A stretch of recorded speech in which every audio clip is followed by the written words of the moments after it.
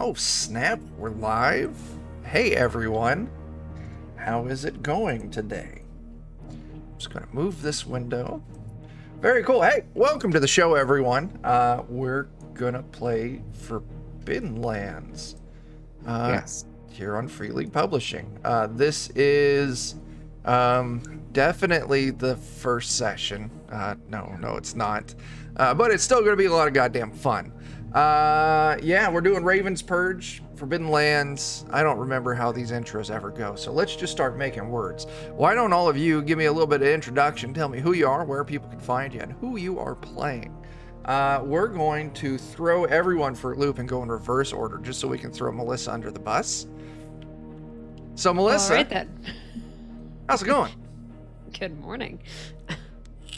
So I am Melissa with Adventures in Lollygagging. You can find us on Fridays playing Delta Green, most Fridays, Saturdays playing Worlds Without Number, and Mondays playing either Alien or Things from the Flood. In this game, I play Bellari the Mistwalker. She is a 64-year-old halfling druid who is pretty good at finding her way through travel and used to be pretty good at cooking. And that's her. Very cool. Let's see, what's next? Jen.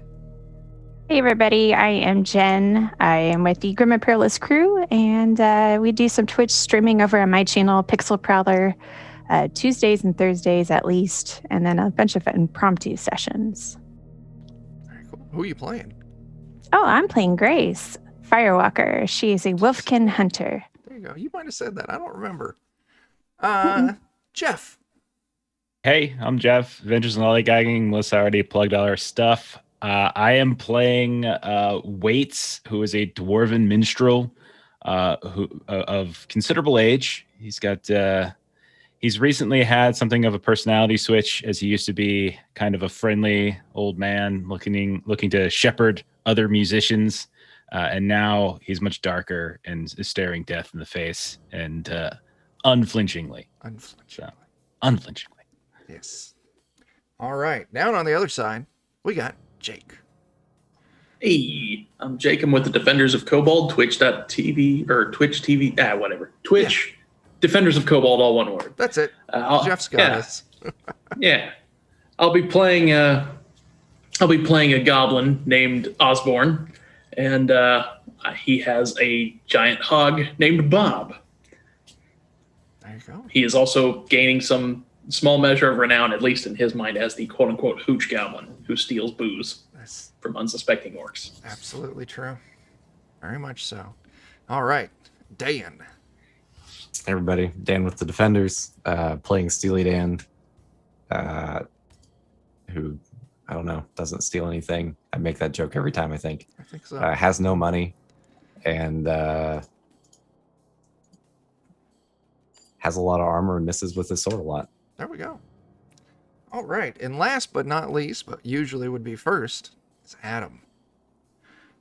Hi, I'm Adam, and I'm playing Huxley, the young orc sorcerer. I'd like to plug where you can find a lot of news about what we're working on is the website, grimandperilous.com. There you can find links to our social media like Facebook or Twitter and whatnot. And so if you want to check out what we're doing, you can always go there. Very cool. Okay, so last session, we ended with you all hanging out in your stronghold, Weatherstone. You've gotten some things in line to start getting some work done on it, get some things built up. So since you all have arrived home and you've spent at least a day here, everyone gets to start with a bonus WP this round, or this Yay. session. So go ahead and throw that on there. What else? I don't know. Yeah. So you are all on the hunt for the Stanigrice crown, which you have the crown. You have the scepter. You know where the ruby from the clasp is currently at. It's in the possession of the Red Runners. And you found out some information on the locations of some of the other pieces. And today, the plan is for all of you to head south to Stone Loom Mines. go ahead and stick people on the world map so they can see the plan. But yeah, you're all in Weatherstone. Eh. It's that's fine. Everything's fine. And yeah, your target, you're up north, you're going down south, clear to the Stone Loom Mines. It's one hell of a hike. You all got it. So, is there anything that anyone wants to do before you all hit the road? I think we covered most of that last time. I We've think got we some did, clear yeah. plan. Yeah, we've got the workers working. Yeah. We got the, yeah. I do want to check in on Kurg, see how he's settling in, seeing if he's eaten anybody yet. Sure. Now I'm trying to remember. Kurg, you set up. He's our guard. Yeah, he's your We guard. only need one when it's Kurg. When it's Kurg, you just need the one. I just want to make sure that he's not having any trouble with anybody, because I know the first time we met him, he was going to eat somebody, and he didn't really seem like a guy who liked authority. Yeah. And Heladrim is in charge when we're gone, so just want to make sure everything's okay there. So yeah, Heads well, on you. pikes or something. What's that? Wasn't he putting people's heads on pikes or something? There were some bandits that came through, and Yeah. Kurg and Heladrim, they defeated a few, chased off the rest. But the few that were defeated, yes, Kurg took their heads and put them on pikes out front to discourage any future raiders from giving grief. And yeah, you saw them. You saw the bodies on the pikes outside as you approached. But yeah, Kurg, if you go kind of check out Kurg, he's in his little guard tower out front. He's managed to construct himself a large stone axe, and he's just been grinding it down on the stone floor in the guard tower to put a good edge on it. And as you kind of walk in, he's like, hey, boss. Hey, Kurg. Just wanted to check in, just do a little, see how you're doing, making sure you're settling okay. Got shining reports from Heladrim about your guardsmanship. Yeah, like I got them, like I smashed them, and I ripped their heads off, and I put them on sticks outside. I'm gonna scare off anyone else. I was thinking about heading out and seeing if I could find any other raiders to... You see, that's what I wanted to talk to you about. I want to make sure that you're focusing your head cutting, body smashing on the people that Heladrim suggests might need it. Like Heladrim kind of understands the politics of the area a bit, making sure you're smashing the right people, not the wrong people. I'm all for you smashing the right people. I just want to make sure you don't accidentally smash the wrong person. Wait. Well, I mean, yeah, I want to smash the right people, right? Well, just people that are gonna hurt us in our area is who you want to smash. If they're just passing by and they're not hurting us, I don't want you to just like start whacking them. That'd be, oh yeah. That'd Are be you bad. sure on that? Like I heard growing up that the best defense is a strong offense. Sure. Okay. Yeah, I understand. But in this case, I'm not sure that applies too much. You got to stay within the bounds of the playing field, And so what we're going to do is I'm going to have Heladrim draw up a small little map area, and that'll be the bounds of the playing field. Oh, that's my hunting area. Okay. Right. And then always got to ask first to see if they're, are you a raider? If they say no, then maybe don't smash them. Okay. So ask, and if they say yeah, I smash them. And if I say no, what do I do if they say no?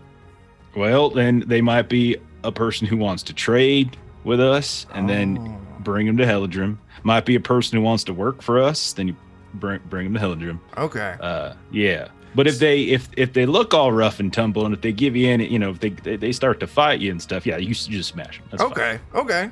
Yeah. I can handle that. So ask, Okay. are you a raider? Mhm. And if they say yes, I smash them. If they say Exactly. no, I take them to Hillendrum. Yeah, and then she'll decide. And then if she thinks that they're lying to you, then you smash them anyway. It'll be fine. But then it's up to her at that point. And you're absolved of responsibility. You don't got to feel guilty, and no one can yell at you and everything. Oh, that's good. That's good. All right. Okay. I can handle Good that. talk. Yeah, good talk, Kirk. All Yeah. right. So yeah, he seems to understand the rules. It's terrible rules. Yeah. I started saying them out loud. I'm like, these are probably bad rules. But it'll be fun. It's fine. Yeah, I it'll be gotta fine. keep him simple, so he can. Mailman comes by. Whoosh. Did we address the heads on pikes, or are we good with that? I didn't see anything necessarily wrong with heads on pikes. I feel like the bigger issue is making sure that the heads that go on the pikes are warranting Left of on their being on body. pikes. Got it. No, I mean, if they're raiders and they mean us harm, like, we got plenty of enemies at this point. So, like, that's fine. I just don't want some, like, random, soap salesman wandering by and getting their head cut off or something. That's all. That's fair. That's all I'm saying. Bad for business. Yeah. So did we decide what we would be building here at the stronghold for some time? We've got plans for the next month. Yeah, we had a month's worth of plans, I believe. Oh, forgive me, but I'm forgetting what we all planned on that. Let's see. I got it. If you open up the on the characters tab, there's a Weatherstone kind of character sheet. And if you go to the notes page, I got updates on what happened while you were away, and your plans and the costs. Right. So you're going to build a market, which is going to take a week. There's a quarry that's going to get built, which will only take a day, and then there's going to be a mill, which will take 2 weeks. And where are we headed?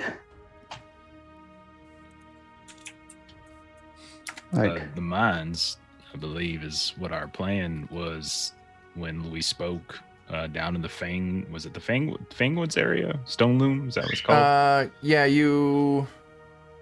Stone Loom Mines, down in Fangwood. That's where you were talking about heading, because that's where the sword is with the emerald. Yeah. We got a long journey. About how long is it? Well, I calculated that at one point. how many hexes is it per day? You can do 2 hexes a quarter day, so traveling roughly 4 hexes a day. It's about, like, depending on that path, it could be 4 or 5 days, assuming we don't get waylaid in some fashion. Well, the only reason I bring any of this up is because I wonder if we have planned out long enough for these builders. And if we don't, I may have a humble request. You have about almost 4 weeks worth of plans for them. Yeah, forgive me. I've lived most of my life in a very small area. And so I don't know how long it'll take for, our journey and when we'll be back. So if it's plenty, then I'll let it go and we can move on. What is it you're looking to add to the place? A shrine. Shrine. I think a shrine would be excellent for when we return to give us peace of mind. I don't see any reason we can't put on the to-do list. Any of y'all think of a reason? Fine with me. Oh, she's I with can me. think of several reasons to do it. I mean, nice smelling air, tubs full of holy water for taking baths in. It'll be great. Yes, holy water. So it's 16 Yes. hexes down there. If you're going to be traveling 4 hexes a day, or like 4 days worth of travel there, and then 4 days back, however long you spend there, and so.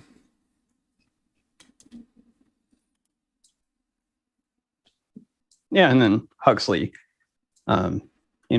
drops it, and so Mhm. Okay. So, are we ready to set out on the road? Yeah. Cool. So the first handful, so we're removing 2 hexes per quarter day. Let me check my journal cheat sheet. Yep, 2 hexes per quarter day. So a lot of these you've already been through. So if you start heading south, that's the first quarter day, second quarter day. And that would lead you to 2 hexes per quarter day. You're traveling. So yeah, if you don't want to push it and you want to take time to set up camp, to make sure you got food to eat, and then a proper amount of rest, you would stop about there for the first night. Or if you wanted to push on a little further, you could risk a little bit of exhaustion, but do a forced march. What would you all want to do? I don't see any reason to push ourselves too hard. Okay. So, and I'll tell you, this is space you've already been through. You're familiar with the terrain. There's not going to be really any threats here camping tonight. You find a safe place, good spot to set up your own camp. Yeah, easy peasy. I think you all have food still, so that's not a concern yet. Is that Definitely correct? would have loaded up before we left. Okay. Bellari would have made sure that we've got plenty of provisions. Okay. Do you want us doing the rolls for this? For food, because this is the one where it's a die, right? And you have to You roll it your and see- die, and if you Yeah. come up with like a 1 or 2, I think you It reduce the die expends. size. Yeah. So why don't you pick Valari? I'll let you roll the d6 for the food die. And if someone else wants to roll a d6 for water, or whatever size. Yeah, you got Yeah. I mean, I have D12s. Oh, okay. So yeah. So I think everyone has their own supply. Oh, okay. That's right. So everyone go ahead and roll food. Go ahead and roll water. Should be on your character sheet, whatever size you got. Okay.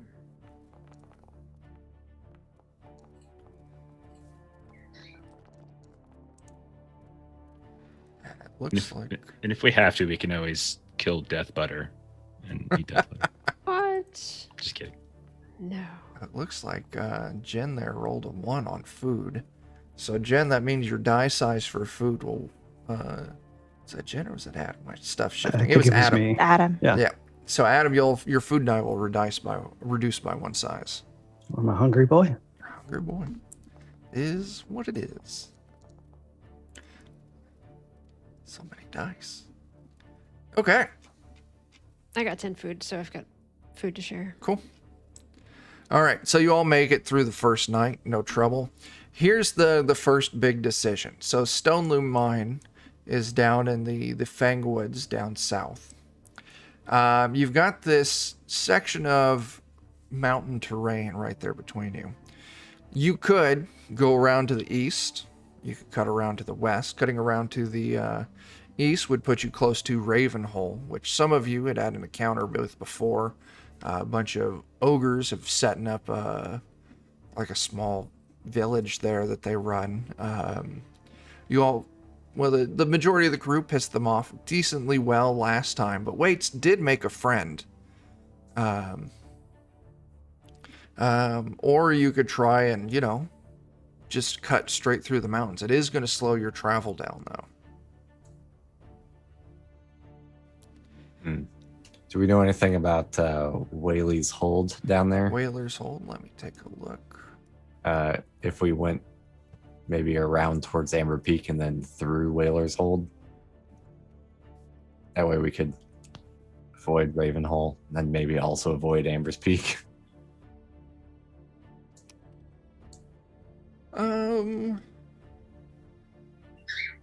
So we're seeing about whether or not we want to go through Whaler's Hold because Waits has some friends. Well, I had the friend at Ravenholm. It was that was a place filled with like a bunch of ogres and such, and there was a crazy bear, and I just happened to meet a beautiful, young, brilliant, talented ogress, and she was just a gem within a giant shithole of a town. Otherwise, Would you like to go and I would visit her? gladly visit her if she wasn't within a shithole.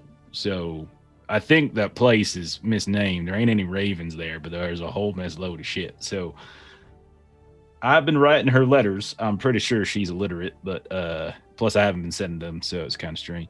But the point is it's a risk if we were to go and stop there. There's no guarantee we're getting out. Are you concerned that something may have happened to her? Oh no, she's fine. She'll be fine. It's just we are ogres, and last time we set a big bear loose on them. Yeah, and, helped some prisoners escape. Yeah, they had a bunch of folk that were up in cages, and they were going to do bad things to them with freedom. She was not responsible for any of that. She was a sweet, darling musical woman, so she had nothing to do with it. But if we were to head there, I don't think I can guarantee we're going to be able to get out without some harm falling. Well, seeing as I am what I am, I'm rather used to that.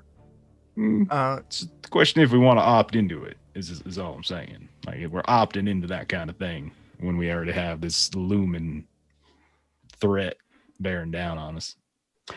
I'm strangely comfortable with it.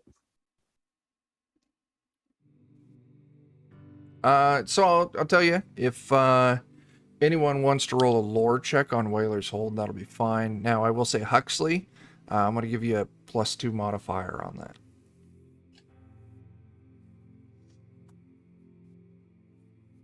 Might give it a go here, too.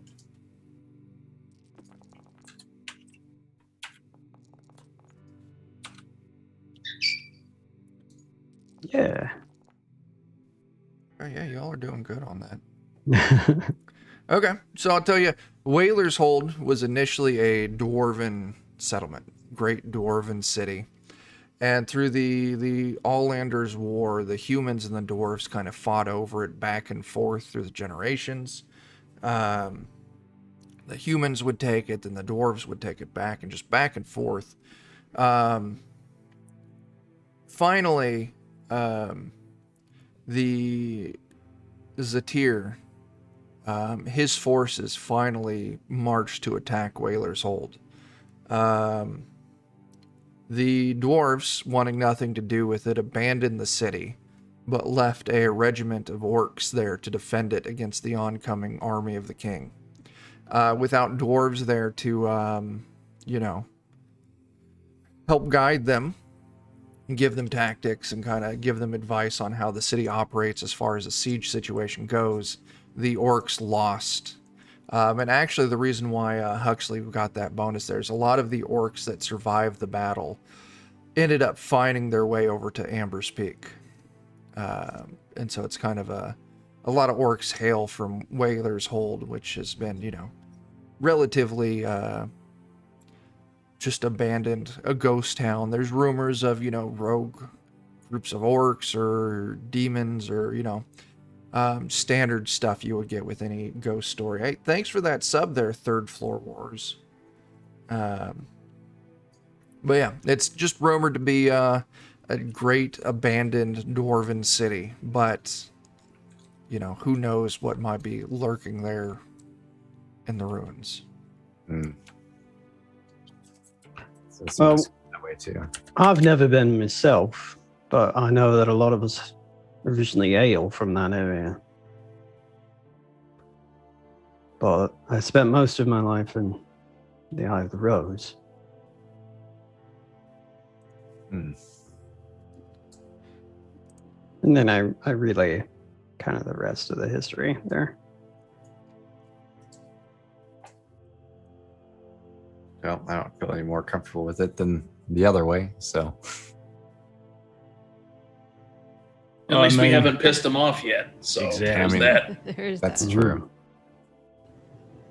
Maybe if we just move through it cautiously, we'll be better off going through there. Sometimes the best way is the unknown route. Because There you go. it is known that Ravenhole is not good Good for us. is known. Well, shall we go on down this way then? Let's do it. Okay. For So, it. if you want to start, whoever's going to, you can go ahead and move the DOK logo there as the party location. As we travel, I would like to try to get Huxley close enough for a just between us conversation. I'm not sure if we can move our logo or not. Okay, that's fine. We don't have control. I don't have the little tool for it. Yeah. That's fine. All right. So, which direction did you want to go? You want Straight south straight south? towards Okay, Yeah, I think and then coming. hook over there. So that was first quarter day. So this is moving into the first unexplored hex of the day. Yay! We already got our rolls in for you. Oh, fantastic. And you both passed. You got a good survival roll, a good scouting roll. Let me... What greets us in tile number 1?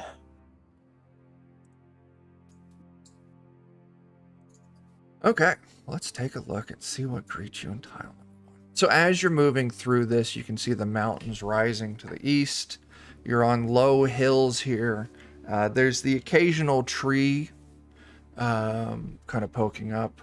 You're kind of getting close to Whaler's Hold, so every now and then you see an old and abandoned outbuilding, maybe an old farm, a barn, maybe the occasional guard tower. But it's as you're kind of coming up over the crest of this one hill, you all see off in the distance, maybe a quarter mile, you see this one lone tree standing there with this large green, what looks like a cocoon. And I mean, it's big. It's big enough you can see it from a distance, setting up in the upper branches of this tree. Is it Mothra?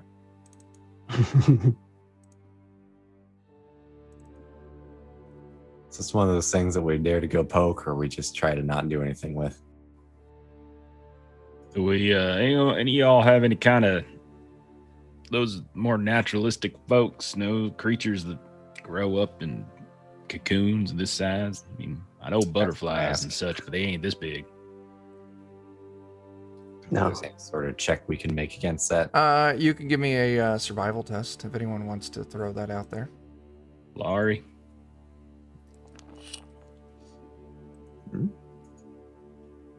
And I'll tell you, with that success, no, you don't know of anything that creates a cocoon that large. Any potential creatures that can create some kind of egg or cocoon, some kind of hatching apparatus like this, they're too large to put it in a tree. Usually you'll find them subterranean.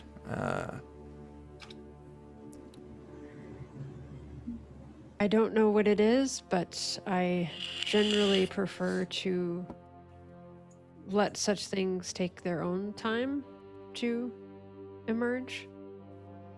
They need to be strong enough to survive, and any interference earlier on could.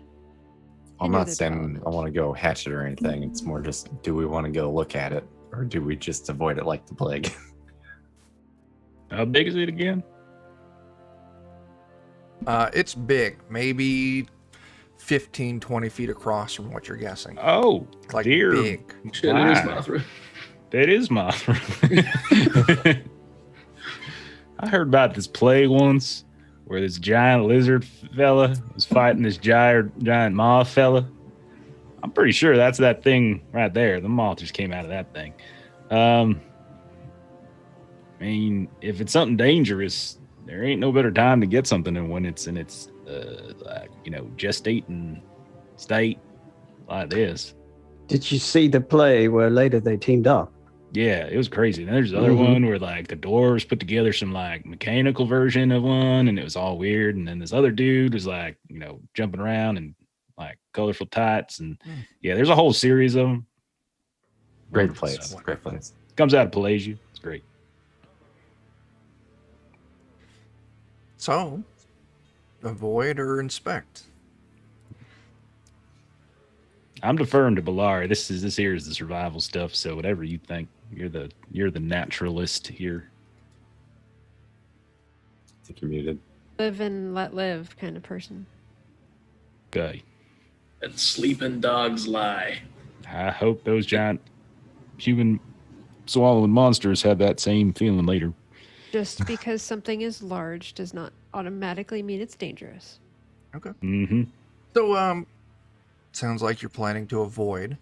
How wide of a berth do you want to give it? Do you just want to immediately turn and move to another hex to try and avoid it altogether? Or do you just want to give it a really wide berth and move around it in the same hex? There's part of me that Same wants hex. We're still nosy. Okay. Yeah, I would say I still kind of want to like. Sure. Take a look at it. I'll tell you what. We'll go real wide, and I'll stare at it with my spyglass. Dan, give me another scouting test here. Actually, no, you already passed your scouting test for moving into this square, so I'll give it to you. You all move around very wide, keeping your distance, trying not to get any closer. As you kind of get, initially, if you were like on the face of a clock, you were looking at it at 6 p.m., you kind of move around it, so now you're kind of looking off of it at almost like 3. And as you kind of start moving past it, like the 2 o'clock, 1 o'clock position. Now, Dan, you keep peeking back with your spyglass, and as soon as you get kind of back around the back side of it, you can see there's some kind of like a large wicker basket hanging from the back side of this cocoon. And it's kind of circular, wide,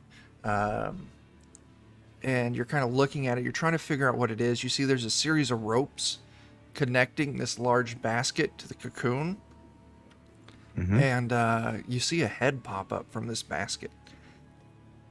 Oh, A person wearing a leather cap, some goggles, big bushy dwarven beard coming out from underneath of it. And he kind of picks up, and he's got his own spyglass, and he looks around. Give me a second here.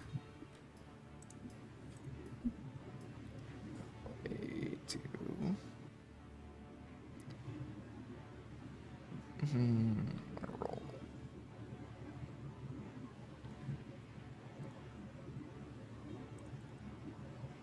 the Mothra riders are about to come attack us. But he looks around, doesn't seem to notice you, and then pops back underneath down in the basket. I'll go ahead and relay that there's looks like some dwarven folk over by that thing. Got kin over there, huh?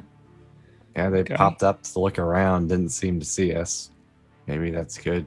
Maybe Like- that's bad. They were in the cocoon.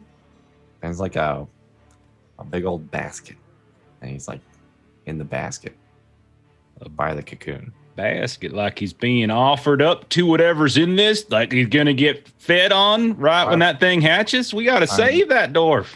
Since he was like peeking out and looking around, I don't think that's quite the situation, but You all often travel in baskets, dwarves?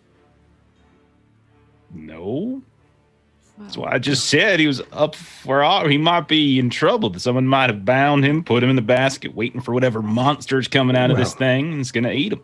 he If he, peeked up and looked around and went back down. He's probably not bound, or he had a little spyglass too. You know, if it's he about to be has, spy versus spy. Ho there, dwarf. Come in peace. I'm a brother dwarf, beardless, but nonetheless rugged and attractive. The head pops back up with its little spyglass, and it kind of focuses in on the group of you.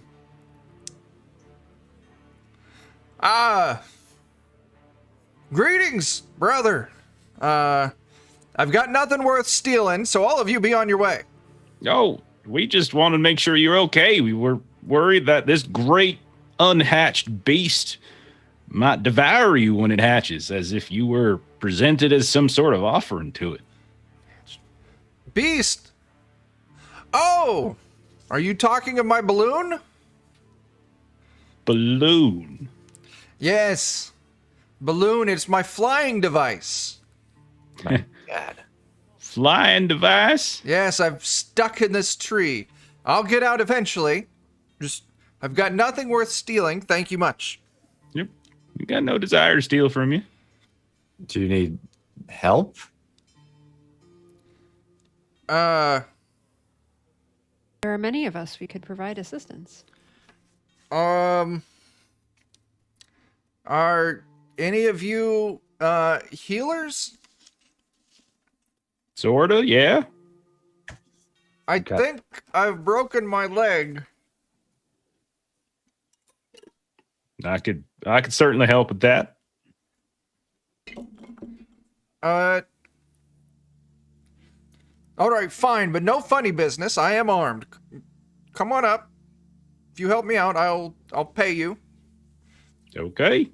Happy to do it.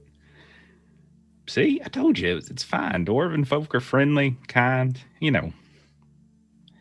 Oh, Seen not a always. balloon before. Eh.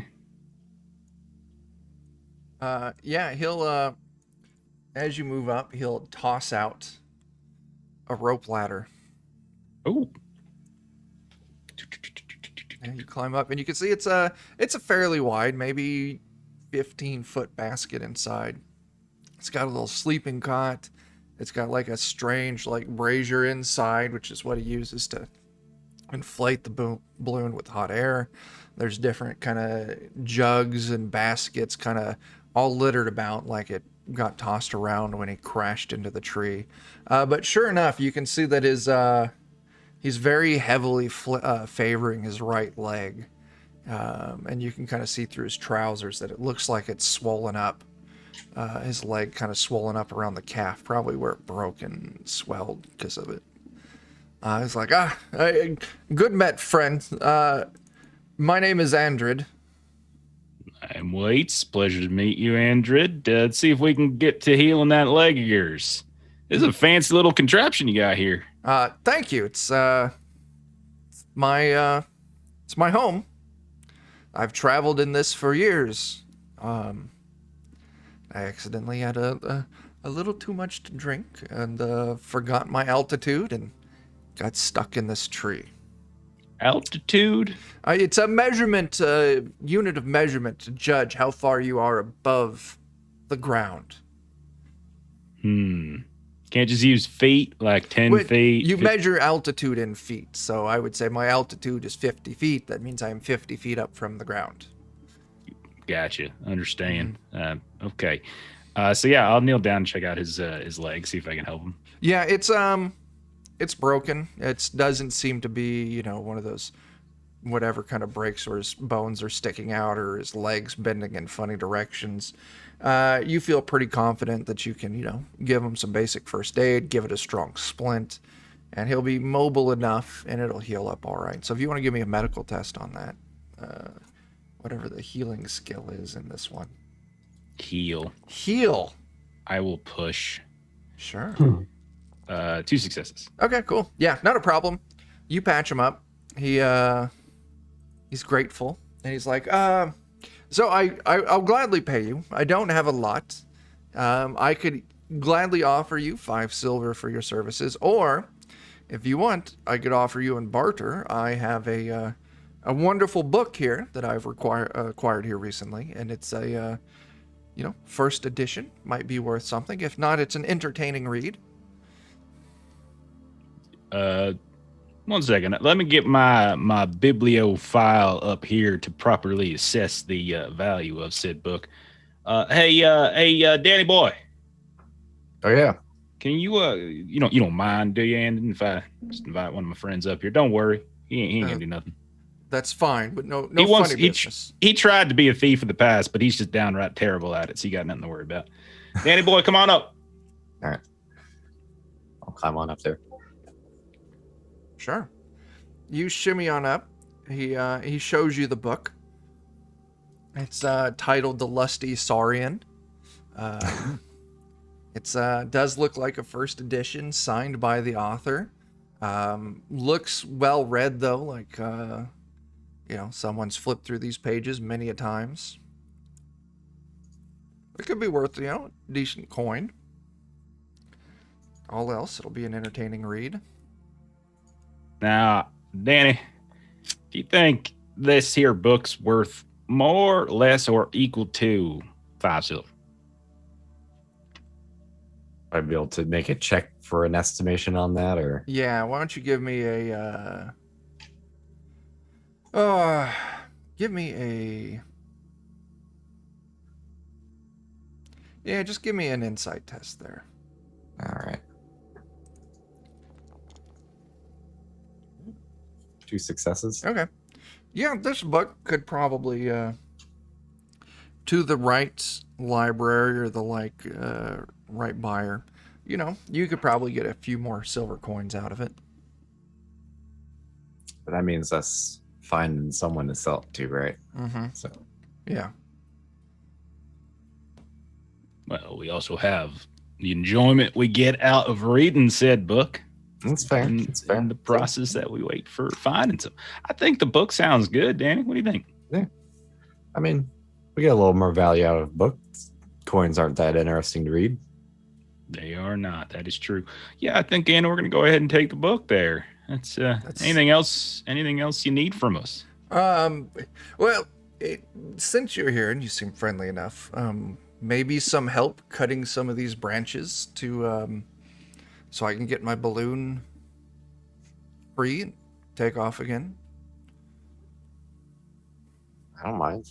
Yeah, I'll shout down. Hey, y'all want to help cut some branches so that we can get and I'm just quoting here, a balloon off the ground so it can fly at higher altitude. I honestly don't know what the hell I just said, but if any of y'all want to do that, he friendly little dwarf. We got some pornography as well. Do we have cutting implements? He's like, I've got an axe. You got an axe? I'll be up momentarily. Okay. Yeah, if anyone wants to help out with this, I'll take either crafting or survival. And anyone who helps out, he'll give you a silver. All right.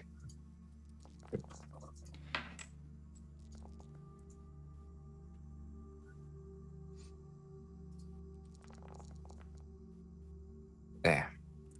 So, yeah, those of you who had a success in it, he puts a silver in your hand. Like, thank you much. Kind of after the balloon's free, he gets the fire kind of going underneath, and you slowly watch as this balloon, this cocoon starts to inflate and set up right. He's like, now if you all would excuse me, I'd like to get back on my way. Do you give rides in this thing? I haven't before, but with the help that you've given me, I'd be willing to consider giving you a lift somewhere. And I got to tell you though, you better have a good place where we could set you down, because I will not land on the ground. Well, You're not going to be on the ground? No, I will land you on top of a building.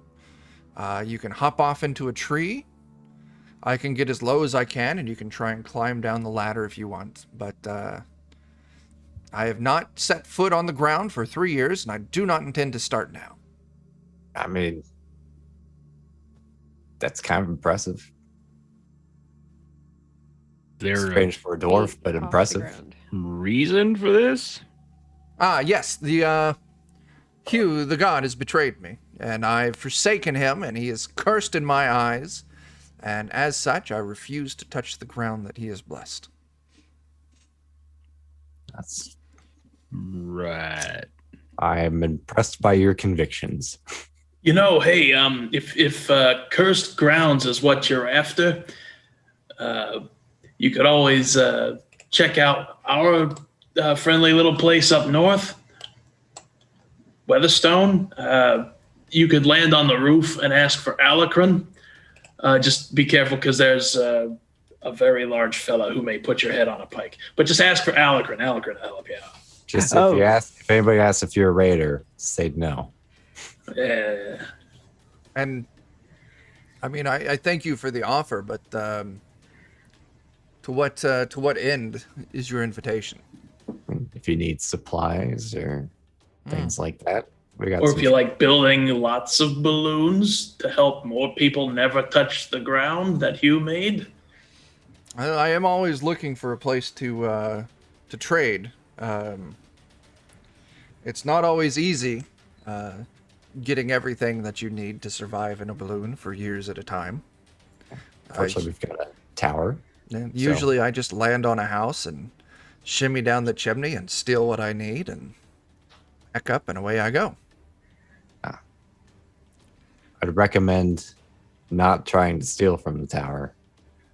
Well, if you're willing to trade, then I will, yeah. I'll keep it in mind, and, you know, maybe you'll see me again at your Weatherstone. Be delightful. Perhaps Perhaps pass by every now and then. Perhaps he could give us a lift to the Stumbling Mine. Laurie wants nothing to do with anything that keeps you in the air for this long. This okay. Not like something she wants to do. Yeah, Grace is still on the ground. But she All right. would be curious if he has seen anything over the mine area when he's flown over. Okay. I've flown over the mine several times. You know, it seems to be a dark and rather scary-looking place, especially seeing as, you know, it not only is on the ground, it's in the ground. But I mean, the Fangwoods that you would cut through are not... it's dark and forgotten woods without any kind of tending from the dwarves that were there before. But, you know, there was nothing that I've seen from the mines themselves, at least not in the little bit of time that I might have flown over.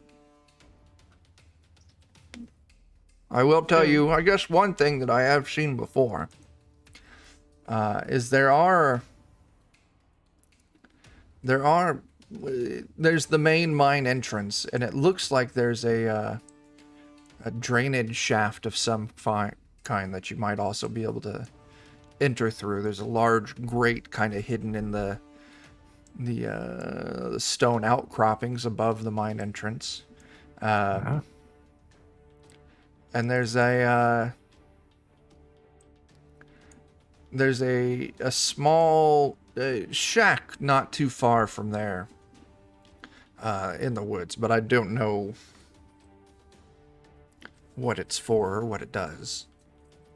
If you could mark those on our little map here for us, you know, give us some points to look at. Sure, yeah, he'll point out on your map, like, there's the main entrance to the mine, there's this, looks like this drainage grate, it's giant, and then here's that strange shack in the woods. Thank you, friend. I didn't happen to catch your name. Andred. Andred. I hope I can maybe take you up on that ride some other day. If you all want to take a ride, I can just meet you where we're going. I'm pretty adept at this maneuvering on the ground. Probably be dangerous, truth be told. I could go with Balari if you all want to have a jolly ride in the sky. He's like, well, I'll tell you what, you all sound torn. How about I take you up 5-10 minutes so you can see the sights, and then I can lower you back down, and you and your friends can continue on. That'd be acceptable. Sure. So yeah, anyone who wants a hot air balloon ride, world map, that's it. Yeah, he raises you up in the air, kind of when you get high enough, you can see the kind of towards the northwest there, you can see the Eye of the Rose kind of poking out. Looking towards the north, you can see the higher peaks of maybe Weatherstone. You can see the forest and the woods and the mountains to the south and to the east of here. Yeah, it's very is cool. Finnegan with us? Would you want Finnegan to go in the balloon with you? I personally would not. Okay. He probably would be like, I got no thumbs to climb this thing, so if you want me up there, someone's going to have to pick me up. I ain't touching them. Now, this basket that we're in, you said it's a fairly large basket, is enough to where one could have a conversation with another without being heard? It's not quite that large. It's like, 15 feet in diameter, so it's okay. Big. Yeah. That's way too big. It's maybe like, I don't know. We'll go 15 foot. Yeah, diameter. Yeah, I was right.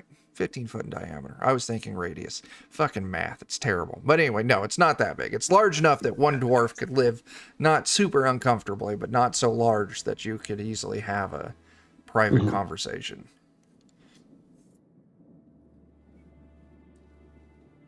Okay.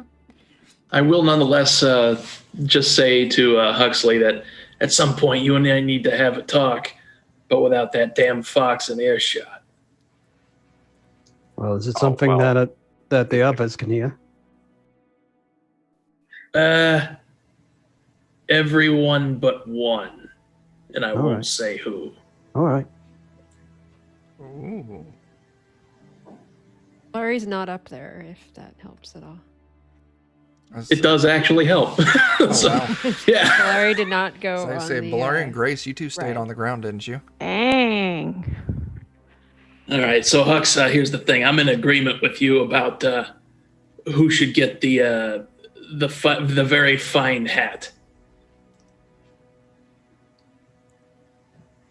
The only thing is the fox cannot get the very fine hat. Mm.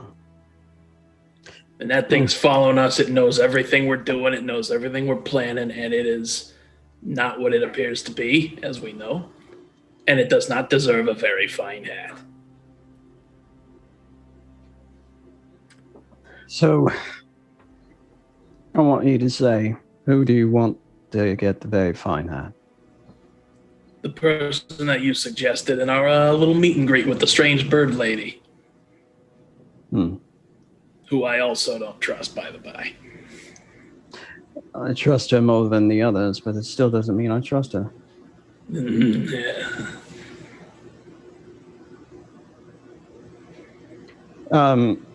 At that moment, Huxley just kind of looks over to see if Steely Dan and Waits are paying attention.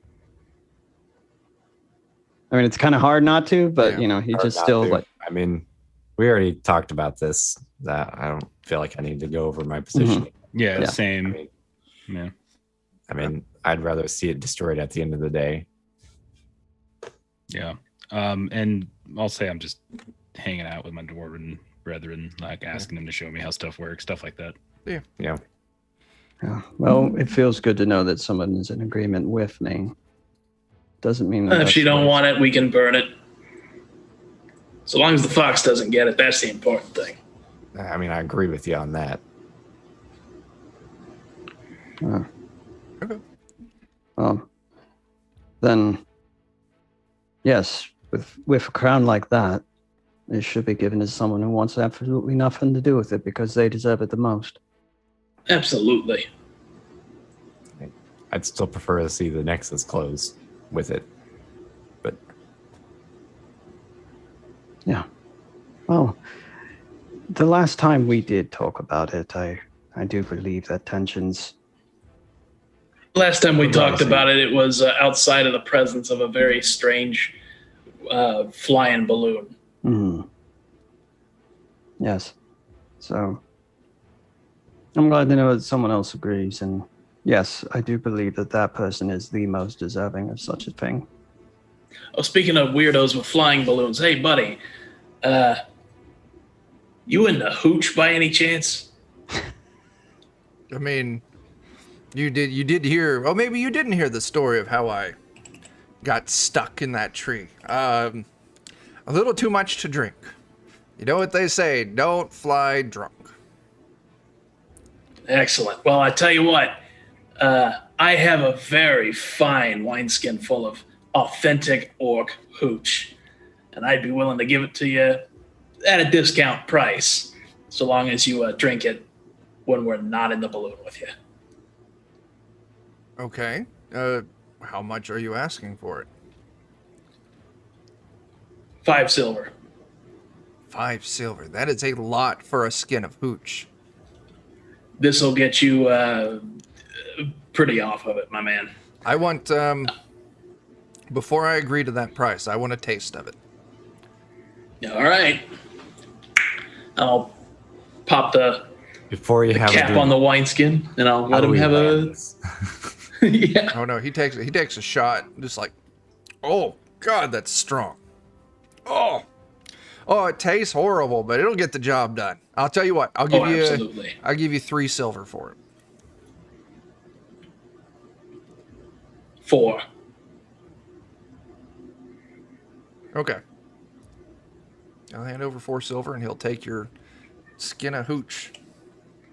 Hell yeah. The Hooch Goblin delivers. Okay. He lowers you all back down, like he says before. He doesn't get. He doesn't land. There was, yeah. There was one other thing that Huxley wanted to say before we land, and he says, "Another thing, I am sure that that person has a really sweet heart. I know from experience that." As do I. My knees didn't go bad from old age. They went bad from a nice crap kicking a long while ago. And somebody who had no business hanging out with a goblin pulled my butt out of a fire. And we've been traveling with Mr. Waits' caravan ever since.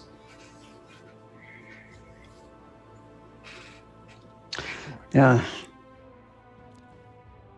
Weiss, I'm sorry I offended you with what I said the other day. About what? I turned to Waits. I'm sorry. Waits, I'm sorry I offended you with what I said the other day. Didn't offend me. Well, I thought I did. Nah, we just disagree. That's all. Very well. Okay. Okay. So you land. He lowers the ladder, but it's still like a 5-foot drop at the end of it. But I'll say working together. I'm not gonna make you all roll for that. That would be, although entertaining for me, not useful. I gotta tell you, the thought crossed my mind after Jake gave him a hooch to push him out the balloon and just steal the hot air balloon. Like, it crossed my mind. That'd be great. I didn't do it. Okay. So where are we at? That was 1, 2, 3, 4. Then that's 1, 2, 3, 4. Oh, actually, today, this here would be the end of our second day, wouldn't it? Yeah, probably good. Mm-hmm. Good stopping point, anyways. Let's see here.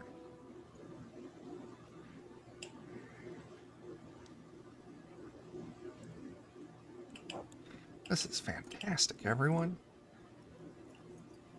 Is it? Yeah. Okay. So yeah, if everyone wants to give me your food and your water rolls. Okay. Nice.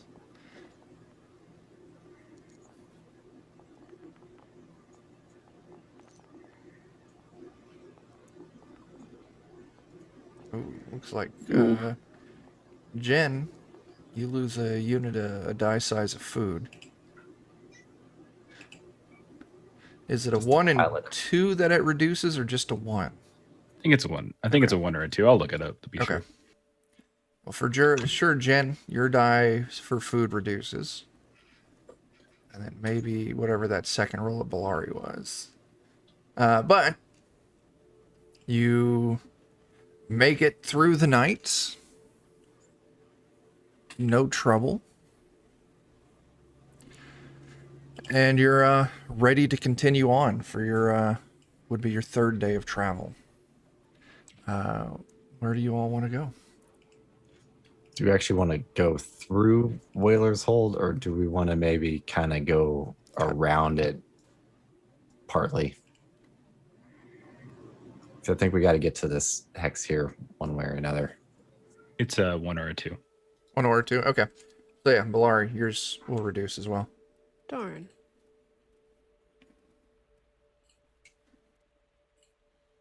I would say around, I think, would be Bellari's vote. Okay. I mean, we're kind of hitting it here. We're Like this one. Yeah. yeah. Well, we definitely want to look for like an easy path through the mountains, right? So like we want to stay close enough to the mountains that we can look for like canyons, pathways and such. I mean, unless y'all want to go mountain climbing. What's Well, that's in why we- Wayland's Old? It looks, and this could just be me misinterpreting the map. I mean, it looks like there's a gap here between these two hexes that we could probably go through. Yeah, so this hex here, you would be on the, if you said you're going to the south, you would kind of be along the outskirts of Whaler's Hold, but you would still technically be moving through it. Yep. So if you all wanted to go there, cut across there, it would keep you from having to climb mountains and keep your time in Whaler's Hold down to a minimum. Is that Like the that plan? I feel like that might be advantageous. Okay. Yeah, I think that makes sense. Just gotta be on our guard around this crybaby hole. Okay, so do this one. We move into a new hex if I could get those rolls. One success.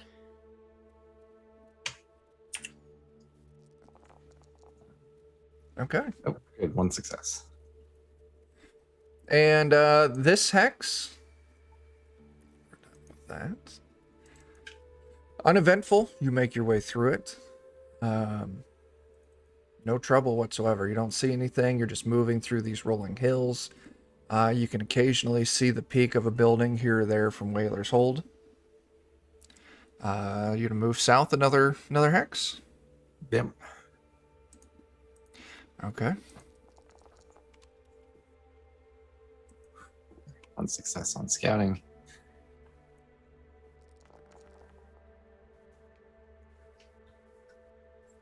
Nothing on survival. Are you going to push that?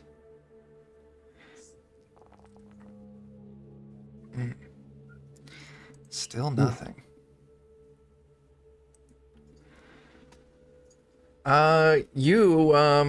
Sadly, Balari, you get kind of turned around and end up getting lost.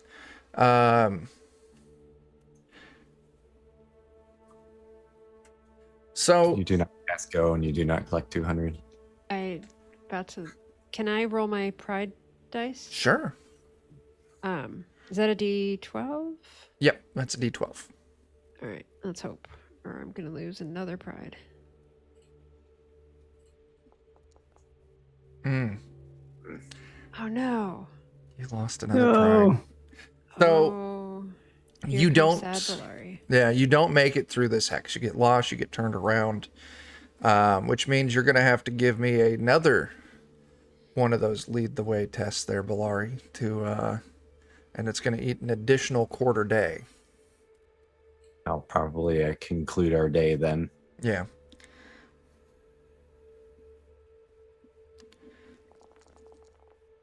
Okay. Okay, there you go. You do pass this one.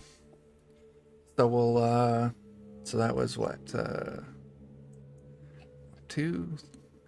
2, 3, 4. So yeah, this will be the end of, the next day. But as you're, as you've gotten lost, turned around, eventually, Balari, you find the right track, but you do, waste a portion of travel, quarter day's worth of travel. This is her new pride, so now you're getting back to Grumpy Balari again. Oh no. Like, this is what I was good at. I keep everyone safe. I know where we're going. Stupid people flying in balloons just threw off my whole sense of the world. That's her explanation. Ruined your Of course, day. it's all, Didn't you stupid. just kept the mountains on your left? Sorry, I should have said anything. I'm sorry. Let's not go. And Waits was never heard from again. And then I'll start rolling up a new character really fast. Balari, Waits It's- finally gets his death. we only lost a quarter day. That's it. You've done a fantastic job of leading us everywhere we ever went. I trust you. Okay. Flying. Who flies? Who doesn't want to touch the ground? There are so many good plants and flowers and things to eat on the ground. Who wants to live in the air? I don't understand that. That makes no sense. And that's I mean, her I gotta explanation of say, how she wasn't paying it was attention. pretty cool to ride in it. Not saying I'd want to be in it forever, but You can see was our pretty house cool. from up there. yeah. It was amazing, but I wouldn't want to live like that. Beats the view from a harpy in the air, I'll tell you that. Oh, yeah. If you had to pick one or the other. Yeah. All right. So next morning comes around. We're ready to move through a new hex. All right. Time for some more dice. Okay. Phew, Okay. You both passed. Good job. just barely been squeaking by. So as you're all kind of trekking through the very southern edge of Whaler's Hold, you're staying kind of outside. Occasionally you have to pass through a street here between buildings or whatnot. But you come up, and now Dan, you kind of spot this. You're scouting ahead a little bit, using your spyglass, and you see a person kind of lying on a road not too far off from where your path is going to take you. Oh no, I've seen this in the old Red Dead Redemption. You go help this guy on the side of the road, and then the bandits jump out and get you. Yes, there was a book I once read. It was just titled Eli. That said, we could go to see if he actually needs help. I just made stuff up.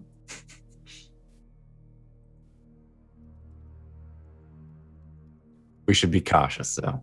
Person on the side of the road, area known for bandits.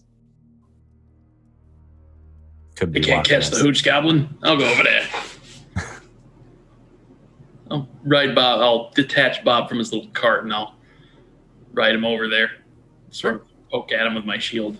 As you move up, you become fairly confident that this is not some kind of trick, because you can see swarms of flies all over this person as you realize that it is a body and not someone lying in wait. Someone's lying to me. Oh God. That's funny.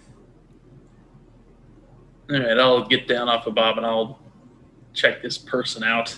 Sure. And as you kind of move up, you can see they're wearing the robes of a Rust brother. Oh, of course. This is an acceptable death. Should we take their stuff? Yeah, I'm Come in handy checking to see if someday. they have any stuff worth taking, because if they have stuff, then I don't know how they died. But if they don't have stuff, it might have been bandits. I mean, like raiments and stuff, like anything that, We want to dress up like a Rust brother. yeah, at some point that might be a thing we might have to do, considering where we ultimately have to go. I bend down near the corpse and Mhm. we did check and make sure it was dead, right? Not explicitly. Osborne said he was dead, so I mean, Yeah. he ain't wrong. It smells dead. Yeah. Is it emitting an odor? Oh yeah, it stinks to high heaven. So also, as you kind of move up and you kind of get a closer look, you can see that animals have been eating on it. Bodies kind of torn up to shreds. Chunks of meat are missing. Looks like he's Still been wanna dead a good number of days out here. I just want to be weary of our surroundings still while people are looking it over. On guard. Can I do some kind of heal test to assess whether it was wild animals that killed him or something else? So, okay. Explain to me how you would... Just looking for any signs of like sword wounds, mace Arrows. wounds, anything like that that's not just animal bites. Do you roll them over? I mean, not when you ask. No, yeah, roll them over. Let's see. I want you to... Tomahawk to the neck, perhaps. He was a poet as well. Oh God, that was so funny. Why don't you go ahead and roll me an endurance test there, Waits? endurance. That's not a good attribute or ability for me. Yeah, no, I do not endure. Oh, I wouldn't take your chance pushing that either. No, Yeah, you no, should. exactly. You can get willpower. Do it. I could also break myself. Yeah. Yeah. One more fail and you're done. It's like one die anywhere. I'll Okay. take it. Sure. Okay. Yeah, you flip them over. And you can see definite signs. Go ahead and give me your medical test now. Maybe Okay. at the restroom real quick. Mm-hmm. That's just one success. Okay. That's good. I mean, yeah, you flip this person over. They're plenty of, bite marks, this and that. It looks like it happened after death, scavengers. You don't actually see any, weapon marks on them. It doesn't look like they died, from murder or anything. But kind of giving them a look over, you do find that, they've got some odd swelling in different places of their body, kind of underneath the jaw, down the neck, underneath the armpits, on the thighs, and you can see some strange kind of mottled bits of rashes here and there over the skin that's still intact. You're guessing they died of some kind of ailment, maybe a plague of some kind. Oh, damn it. Y'all, stay back. Frickin' son of a... What is it? Some kind of disease. He's got, swelling and marks and such. He died of something. Y'all should stay back. I'm already screwed. Osborne, did you touch the body? With my shield, and I'll start wiping my shield on the ground. Yeah, you're probably okay. Just keep distance from the others. God dang it. We probably should Water over burn. your hands. Yeah, I came close enough to look at it, but I don't know if that was close enough for me to catch it. My character Anybody who knows touched nothing this of thing, just start. You got any, is there water nearby? I got to clean up, burn the body. God dang it. I used to have a thing of hooch, but yeah, sorry about that. Oh, we can burn it if you want. Yeah, go and can you get that taken care of, Huxley? And Bellari, you find a stream or something. I gotta clean up. So, Blar, Can if I you give roll me over my success from the survival? how many successes did you have? Just one. Yeah, I'll tell you what. You know that you can kind of head south a little ways and you can find some streams, or maybe if you head further into the city, you might be able to find a well. Which would you prefer? The well Stream. may be quicker, but yeah, if you head south, you can find a stream, so Waits can clean up. Yeah, I'll do that. You're muted, Dan. Handle being gross for a little while. We're heading right to one. Yeah, if this is what killed him, I don't. It wasn't the animals that killed him. Doesn't look like it anyway. It was whatever the hell this thing was coursing through him. I Yeah. don't know. Poison? No, something else like illness, plague, etc. And I'm just in my haste, I touched the damn body. Anyway, just Judging by the placement of the body, does it look like he was walking along the same path we were, like in the same direction? Or So no, coming he's for- kind of coming off towards of, us? think of it like a side street almost. So Okay. you're heading east, and he was kind of walking north, All right. Would but he's a not too torch far off the road. Go ahead, Adam. would a torch be enough to burn it, or is that If you're wanting to burn it in a way that prevents this thing from infecting anyone else, you're going to need something a little stronger than a torch. okay? You're going to need So a torch is all I have, but Yeah. a torch is an ingredient for me to cast Immolate. That would do it. Yeah. Okay. So Yeah, I'll go That's ahead. and literally cast what you're Immolate. trying to do. Well, if a torch could have done it, I wouldn't have cast a spell. But yeah, since it won't, then I will. Gotta do what you gotta do. Yep. All right. So. Osborne, you may want to see this. So Absolutely. So I light the torch, I hold it up in the air, and then I point at the corpse and cast Immolate. Dad, Sure. Dad, I just might have a hard time playing. Okay, so yeah, it's power level 1. That's all it needs to be. Okay. I hope. No, yeah, you do. It's fine. Yeah, you use your spell and you torch this corpse and you just let it burn down. Yeah, and you do a good enough job destroying it, so hopefully it won't pose a risk to anyone else. Right, and so it probably won't be the greatest fire around because like it's basically boiling the blood, and so since a lot of the blood is missing and maybe coagulated and stuff like that, yeah, it's not the greatest fire, but it does set on fire. Yeah, it's enough to do the job. Maybe doesn't leave it as dust on the ground, but yeah. That's well, Huxley, that was gross. How do I do that? Well, there are certain rituals that you need to go through in order to really make it happen. Yeah, I'll keep that in mind later. There may be things that you don't want to do. Hey, you gotta do something you don't want to do to do something you do want to do, you know?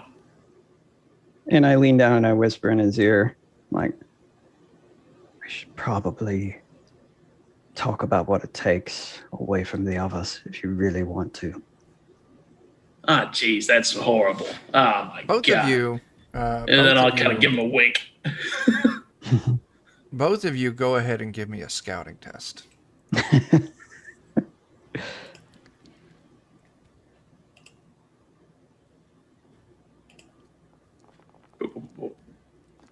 Ooh. Now, Huxley, before you lean down to whisper this to Osborne, you can see the fox nonchalantly dropping the ease on your conversation. What do you want? Nothing at all. I'm just sitting here watching the fire. Like, everything's good. Like, nothing. I wasn't going to say that, like Osborne, if you ever want to, dabble, I know a few things I'd be willing to teach you. Wow, that sounds like a good way to have a bad day. No thanks, I'm good. All right, change your mind. As, you could learn through books, or you can, I can help you out. I got some shortcuts.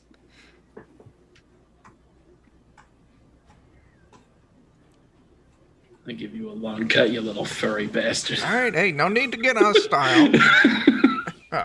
As the fox goes and jumps back up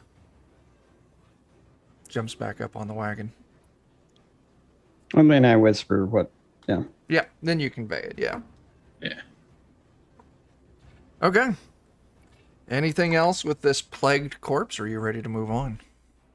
As the corpse is burning, Grace is going to get out a rattle and start dancing around it a little bit and put some herbs onto it, like cast herbs onto it as it's burning. Okay. Just a kind of purification ritual of some sort? Mm-hmm. Cool. Yeah. All right. Are we ready for the next text? Quickly. Hopefully. Let's see. There's our scouting test.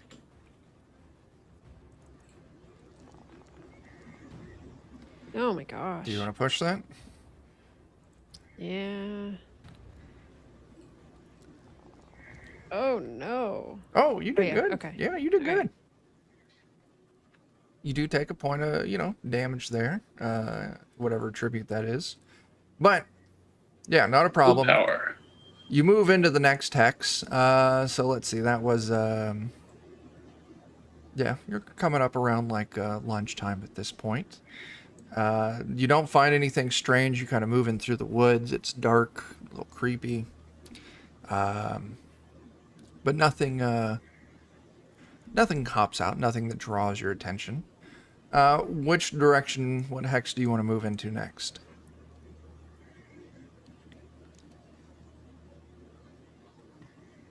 If you're talking, Dan, you're muted. Sorry, Rosalie came in here and was yelling and I forgot I'm muted. Is this cabin down here the one he was talking about? No, the cabin he was talking about was in the same hex as the mine. In the same hex. Okay. Yeah. Can we see that cabin from where we're at? No. Coming down from the mountains? Yeah. No, yeah, you wouldn't be able to. It's, pre-populated tokens come on the map. Right. But yeah, that's what I figured. Yeah. I mean, straight shot then seems like the most logical course. Yeah, Agreed. just straight south to it. Yeah. Yeah, Okay. I wasn't sure if that was it, if there was a point to go by it, or if it was something else. So. No. Bathing beyond belief within the streams and rivers I come by. All right.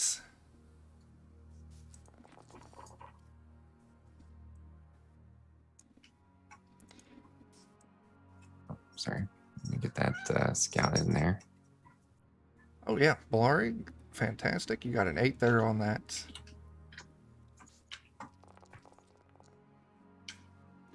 Whew. Okay. So as you're moving through this hex, through these woods, you eventually come across this this cabin. You can smell like a fire, like a cook fire or something like that. You come across a small cabin cottage, very kind of homely looking. And as now, Dan, you're kind of moving through. You're staying quiet. You can see it, and you can see out front of this cabin, there's a handful of things. You see the fire, and above the fire is this large cauldron. And you see this old woman standing at this cauldron, stirring it. And you see a young girl, maybe 7, 8, maybe, working at all of these drying racks kind of around this cauldron. And you can see all these drying racks have candles, blue candles hanging off of them. And eventually the old woman, she pulls up her whatever she's stirring with, and she lifts up this, how you get fresh candles where it's one wick and they dip both sides over and over again. So you got 2 candles hanging off this one wick, and she pulls up another thing of candles. She lets it drip for a second, and she hands it to the young girl. And she goes and she hangs it up on another open spot on this drying rack. Am I getting any particular scents out of this? Is it like a lovely lavender candle that she's making for some reason in this decrepit? There's a floral scent on the air.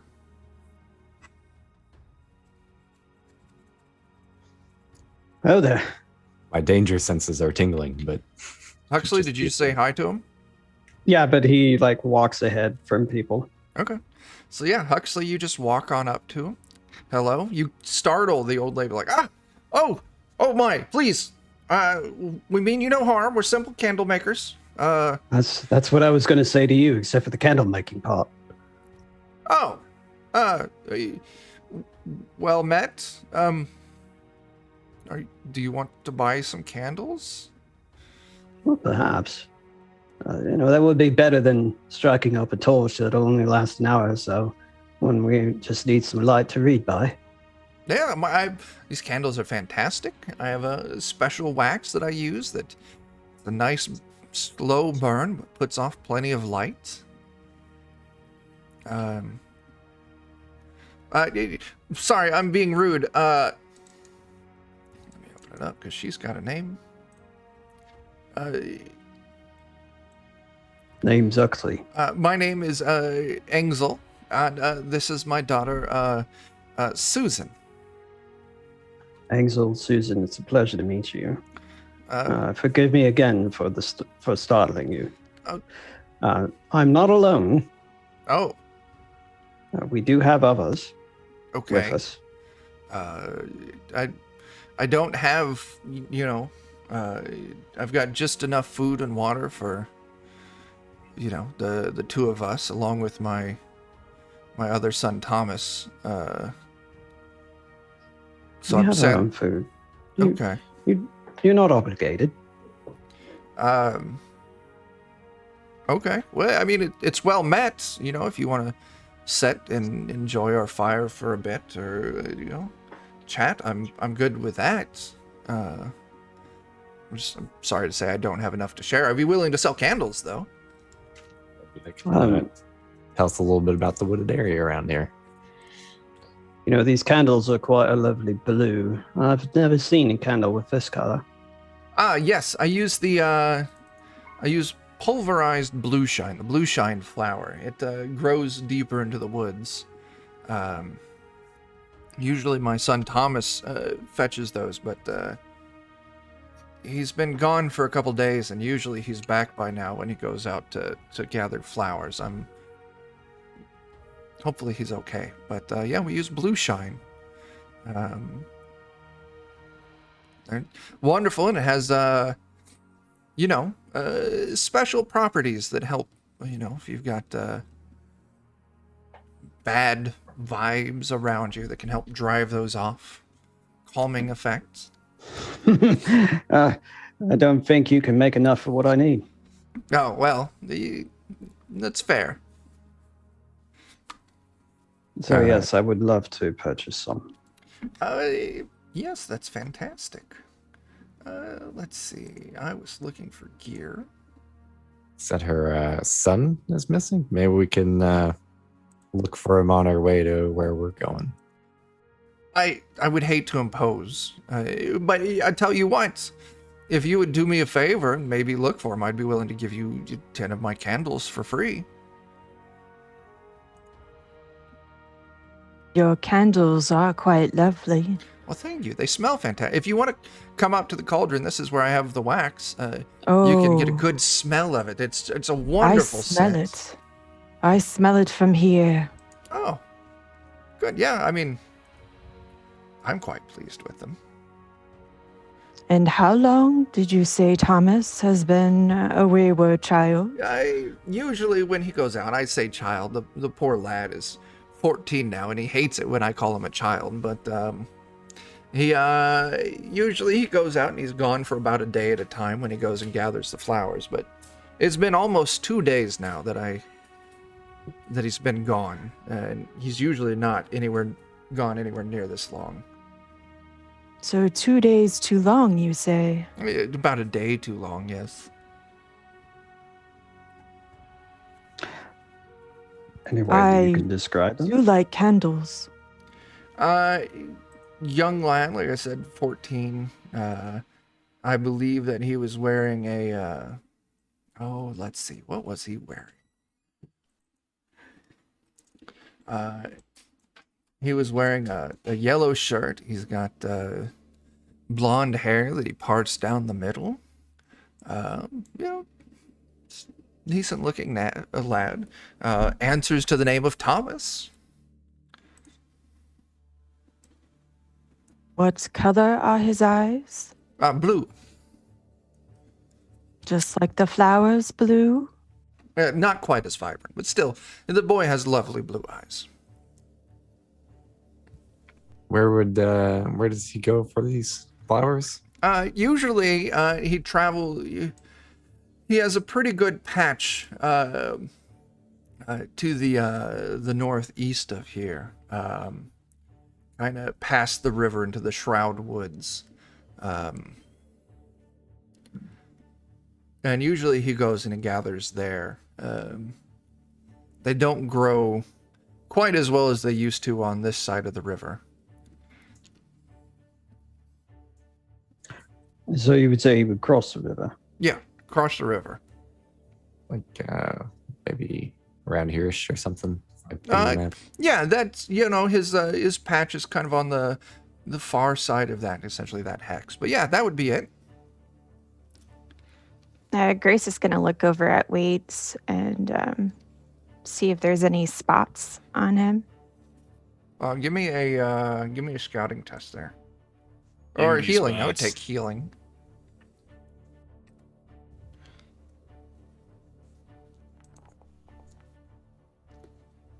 Nice. You can see Waits is a little paler than usual, maybe a little bit of sweat on him.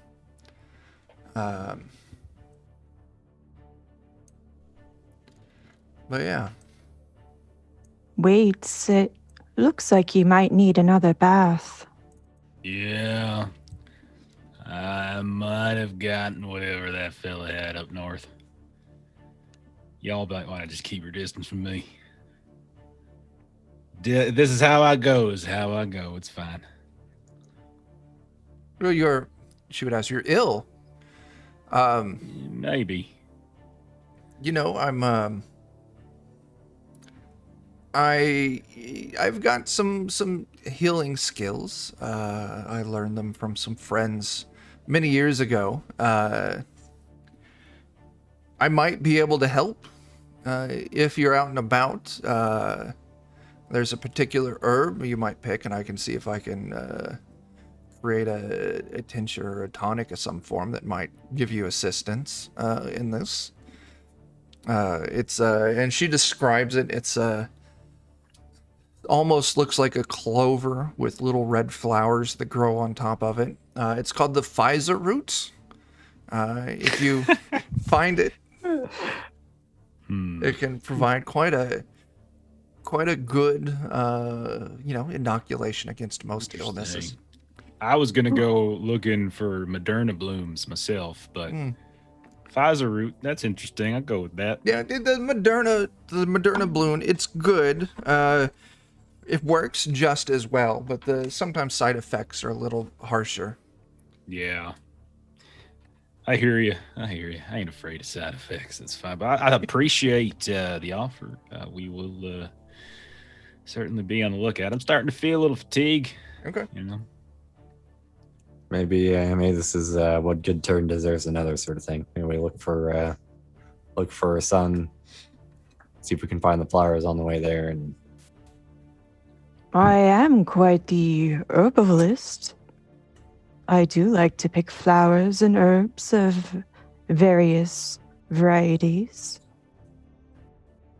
Do we need to make a thing for you to carry you on? You know, with the sticks and the place you lay on. I think I can just maybe, I could stay in the wagon, I suppose. Oh, we have a wagon, I forgot. Yeah. We have a wagon, a couple horses, but none more brilliant than Death Butter. These are the facts. These are facts. I would appreciate, though, Grace, any assistance you could lend. This, I would definitely defer to your herbalism, your wisdom of flowers and nature and such. Mine is limited. I can definitely search for anything edible and, regular weeds, but I have a keen eye and a keen sense. I can find these herbs for you. So I'll tell you what. As you're all traveling, I'm guessing you're going to go try and find Thomas. As you're traveling, I'll let you, once per hex, you can make me a survival test to find these herbs that this lady needs to try and heal weights. All right. Another new hex it is then? Another new hex? Are you moving to this one? I figure so. Okay. Sure. So let's do our regular rolls.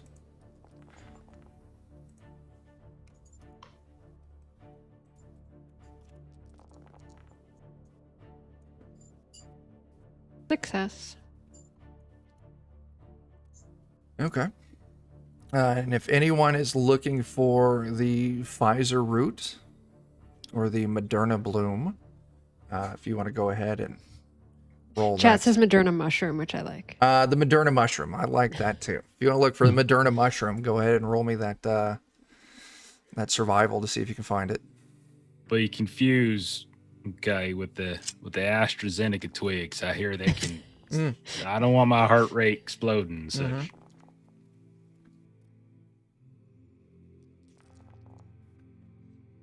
It looks like Grace. Grace, yeah, you're able to find them.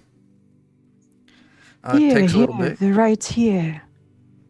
So yeah, you can take these back to the old lady and she can whip up some kind of cure. Now I will say you are at the end of your second quarter day of travel.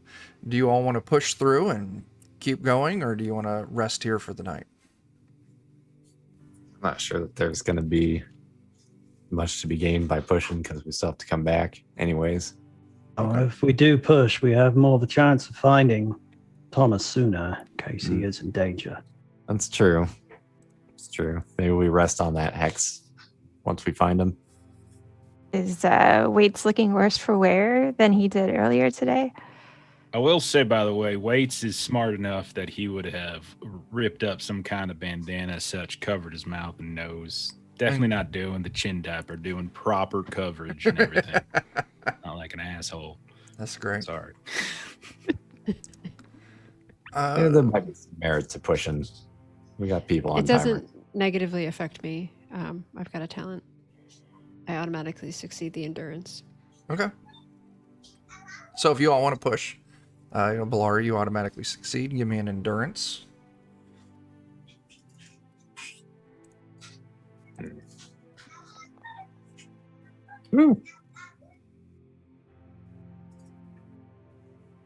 Everyone who's marching on? Yep. Okay. I succeed, so I don't have to roll. Okay.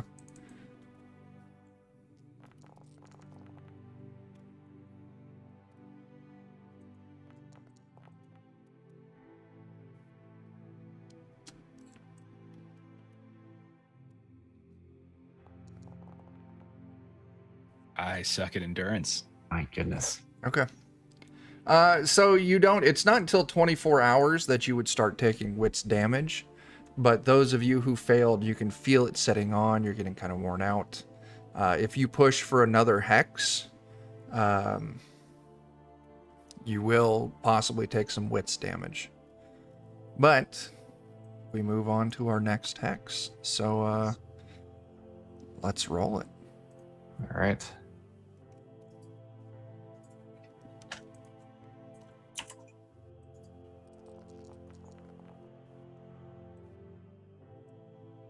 Gosh, Two we got it done. successes. Okay, you get it done. You start looking around. You do find this small clearing full of these bright blue flowers, the blue shine flowers that she described. It's got the same kind of floral scent as what her candles had. And you find a very, now, Bilar, you would spot this. It looks like a large creature of some form had recently moved into this clearing and then kind of out towards the west. Now, as you kind of move into this clearing, you look around and you actually find a small wicker basket, like a you would wear over your back, and it's maybe half full with these blue shine flowers. Okay. I'll kind of point that out to everybody, and we have a starting point. He was here. And I'll start looking for footprints or anything else. Sure, give me another survival test. Yeah, you get a pass on that. Yeah. Yeah, it looks like it left whatever this something large passed through towards the west not too long ago. And that's, you feel, might be the best chance to find what happened to this kid. I would like to sniff around the basket and see if I can pick up their scent.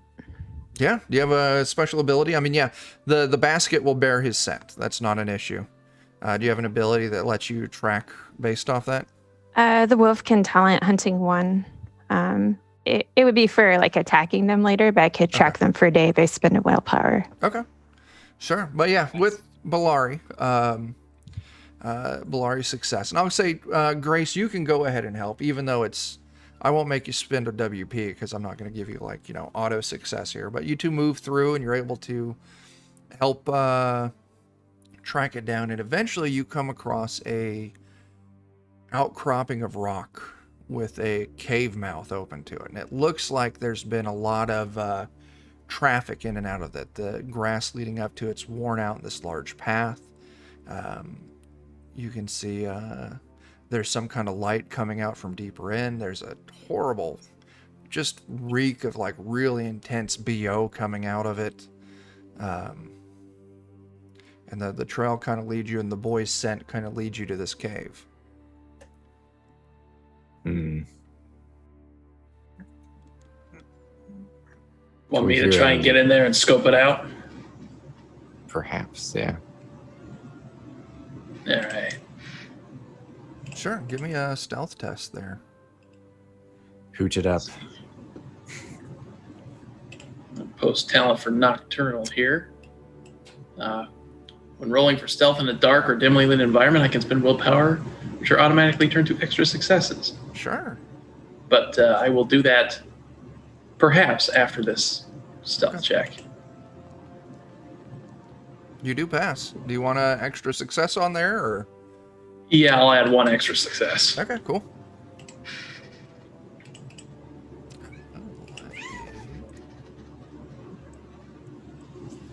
Found a den of kittens. Yeah.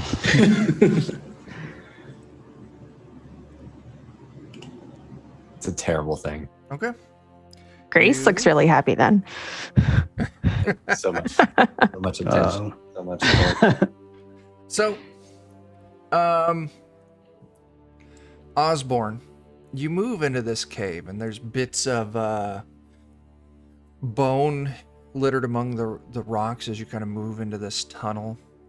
There's this stench. You move in, and it kind of opens up into this larger cavern. You can see there's piles of hay here and there. You can see a large kind of cooking fire in the center. You can see a young boy matching the description, working at this fire with a chain around his leg that connects to a large kind of outcropping of rock, chaining him into it. On the far end of the chain, sleeping on a large pile of hay, you see a very stout-looking ogre resting. But this boy, it looks like he's working at some tea kettle that's hanging over this fire. You can see wet skins of animals that have been crudely skinned, chunks of cooked meat, bones lying everywhere, just filth. It's a filthy cave. I'll whisper out, hopefully relying on the cave's structure to magnify this a little bit. I'll whisper out, Thomas, be quiet. Thomas, he looks back, and he sees you, and you tell him to be quiet. He looks back to the ogre, and he looks to you, and he kind of picks up his leg a little bit and points to the chain. I'll kind of step into the light a little bit so he can see me, and I'll sort of I'll pantomime a key going into a lock and turning, and then shrug my shoulders. He nods his head, and he points to the sleeping ogre, and he kind of does like a thing, like he's got a pouch hanging around his neck. Keys in. All right. Is this ogre sleeping on his side, front, or back? He is sleeping on his back. Oh boy. Well, I'm going to try to get at this guy and get the key off of him. Sure. I want another stealth test. All right. I'm going to spend a willpower to make that one success. Sure.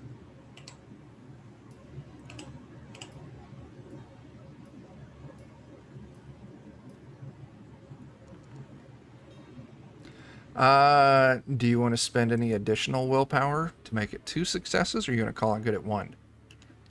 Oof. Hang on, let me reread that talent right quick. Okay.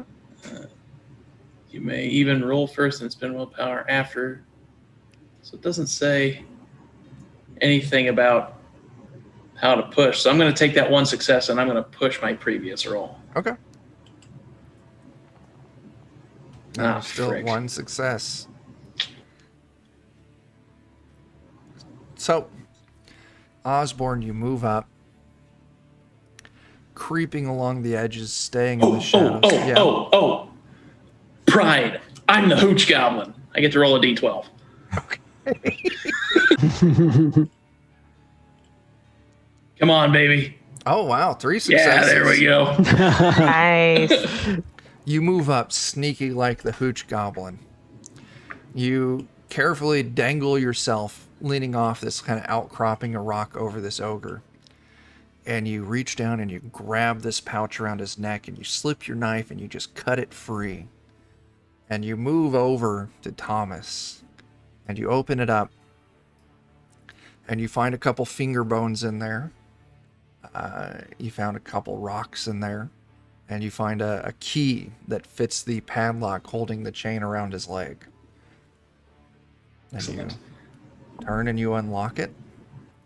And are you going to sneak out?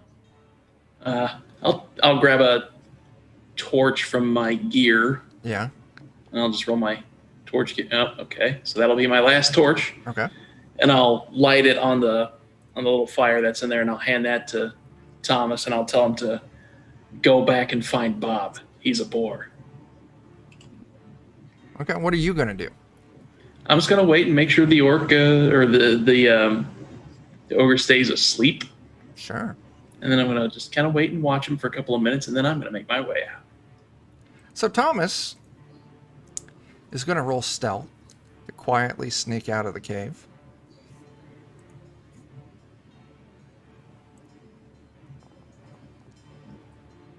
Ooh. As Thomas is moving out, he accidentally steps on a chunk of bone. And the ogre starts to set up. Now, Osborne, I want to say you're still hidden. You're able to easily duck behind and watch. But this ogre's just like, "Where's that tea, boy?" Not really looking up, but it was enough to kind of wake him just a little bit.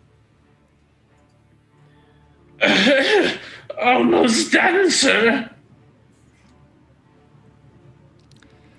Oh my gosh, Jake, that's amazing. Give me a performance test. I wish I was weights right now.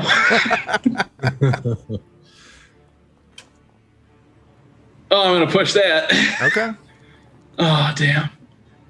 You Go. blow it. Oh, yes. You did it. All right, just hurry it up. And he lowers his head back down and he zonks back out.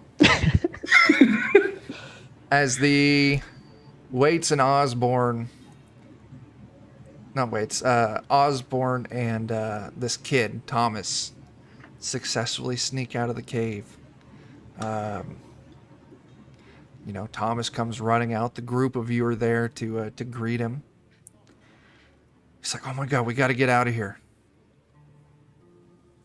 Not without Osborne. Osborne, you would quickly follow after. I'll just come out dusting my hands like, yeah, I'm the best. I'm going to kind of take a step forward and take a sniff of Thomas. It's a match. He stinks. Yes, But his- this is the one. What color are his eyes? Blue. Okay, it's good. I feel too good, y'all. Whew. Are you all gonna keep doing your forced march back? Or are you gonna Feel find bad somewhere? for- Oh, go ahead. Or are you gonna find someplace to rest up for the night? I feel bad for suggesting this, but simply setting Thomas free might just result in him being captured again. I think that we should get some distance and then set up camp. Well, Agreed. I mean, do we need to deal with this problem in the cave or just let it go? Boy, where did the ogre find you? He ambushed me in the field of flowers. I tried running away, but he threw a log at me and knocked me down. It's the first time I've Damn. seen him. I didn't know there were ogres in this section of the woods. This boy's sturdy. Got hit by a log. maybe Dan's right. Maybe we should Throw a develop log on more- this guy. There you go. Okay. Could collapse the cave, or we could just go and kill the son of a bitch.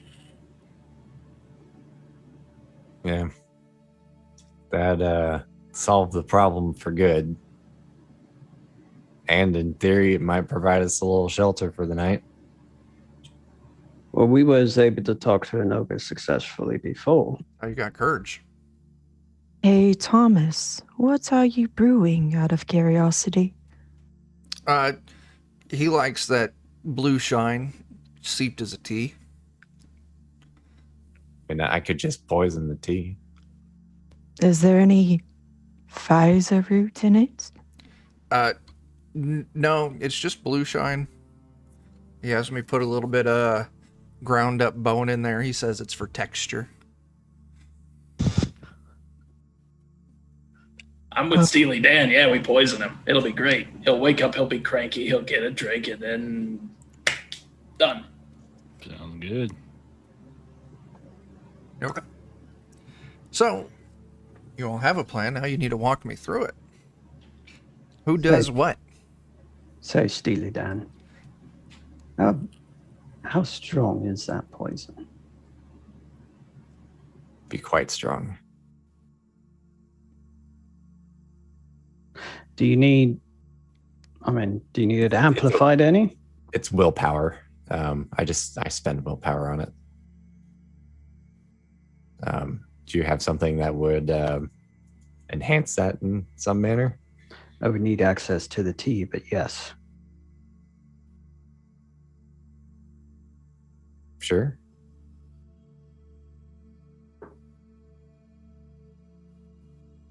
So I basically can just spend a fixed amount of willpower and make it I think it's 3 willpower makes it a strong poison. So, with your discussion here, Thomas will throw out that, he's going to want me to serve him that tea. Or I'll we could serve him the poison tea. He'll take it from me. that, or I could just poison the blade and just go stab him with it. Yeah, it works too. Poke him in the foot. It's just as effective. I mean, he's laying down. He ain't gonna fight you on that first stab. So how about I try and sneak in there and give him a nice little poke, and if things go wrong, you'll know it, and you can come help me. You're Right. at sneaking. I'm all right at sneaking, sort of. Not really. That goes wrong, you can come help me too. I am good at sneaking. I can cast Cat's Paw on myself. So, do you want to poison the blade and give it to Bellari? Yeah, if you want me to. Let me double check the rules on poison. If you want a lethal poison, if Yeah. you manage to deal 1 point of damage with the knife against it, he'll be poisoned. He'll have to make an endurance test against the potency of the poison. And then if it's successful, he'll take 1 point of damage to strength each round until he's broken or until he drinks an antidote.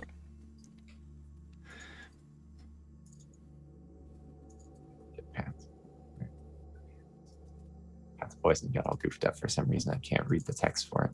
Uh-oh. It's all squished down for some reason. Can you expand the box you're looking at? The box is huge. The window is tiny for some Oh. reason. Oof. Let me see if I What can rank get is it. that? I have rank 3, which basically just lets me choose a variety of poisons and have it applied. Is it like a potency of like willpower spent? It's willpower spent. I just don't remember what the ratio is, because it's, I think like it's not 1-to-1. I put the text for it.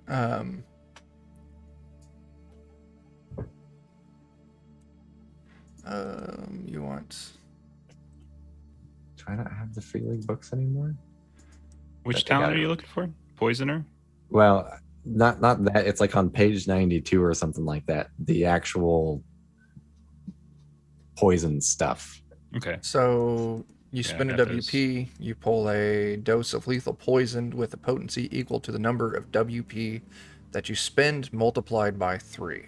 Oh, yeah, there it is. Okay, so I'll maybe do like 3 willpower on it. Okay, so that would be a potency 9. Yep. Which So- should be... If you want to go the feeding route, we can make it a potency 15. Wow. That would require getting the food, both of us operating on it, and then Mhm. still feeding them. Right. No, I'm just saying that that's an option. Yeah. I'm tempted to stick, if you're comfortable with it, send in Balarian with, something, just give him a little poke. And Balari, what kind of weapon do you have? I have a light crossbow and a throwing knife. That would be options for this. Or I can always go do it myself. Well, Balari has the auto sneak. Yeah, I've got the auto sneak, and I have 5 willpower to spend, and it's basically a free success for every willpower I spend, so I can. Okay. So Balari, spend what 3 or 4 poison to make sure I'm good? are you gonna? What weapon are you gonna have them apply poison to? I'll do the throwing knife because I can just stab him with the throwing knife. Okay. And then go back out again. Steely Dan, how much willpower are you spending? 3. Okay. So yeah, you apply a potency 9 lethal poison to Balari's knife. And Don't I'll go spend poking 4 yourself. willpower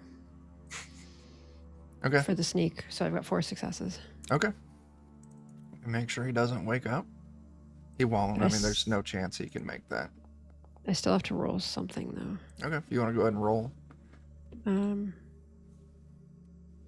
think this is the roll just to make sure I don't Manifest. screw something. anything up. Okay. Yes. So yeah, Balari, you move in with your poison knife. He's sleeping. If you want to make this attack, and you go and take a +2 on it. All right.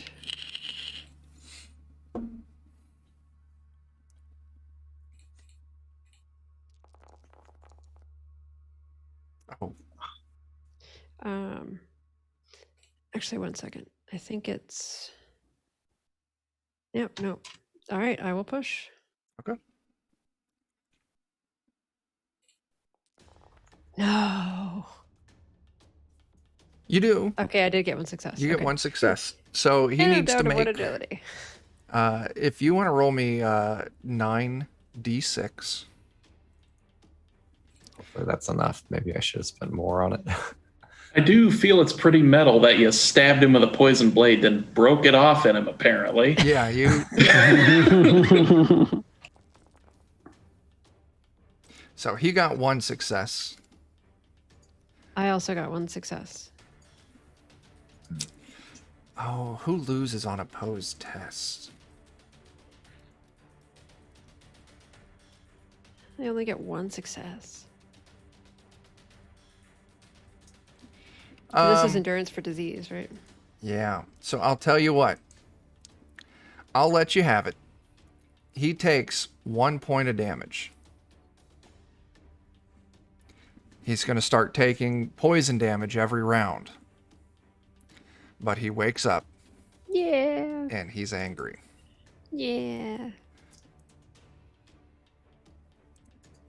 Let me... God, I hate initiative. It's the worst.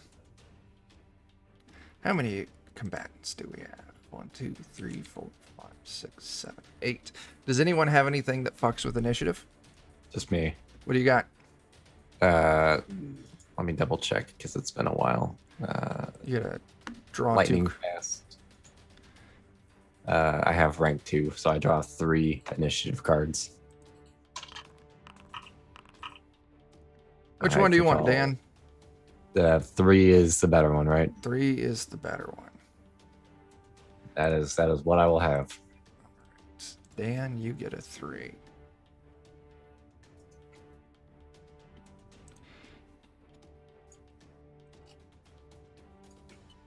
Oh, you entered it. Okay, that's fine. All right. Let's see. Jake, you get a 7. Waits, you get a 4. Grace, you get the 1. Balari, you get a 6. Huxley, you get the 9. The ogre gets the 10. Wow, lucky you. And then the kid gets a 5.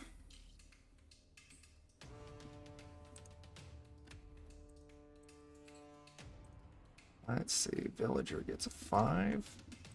Ogre gets a 10. All right. So, Balari, what did you have?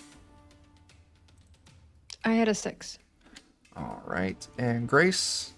1. Nice. Huxley? 9. Osborne?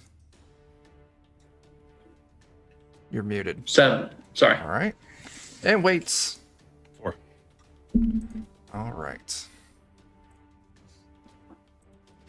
Grace, you hear the stabbing noise, sure, and then you hear this ogre roar in anger.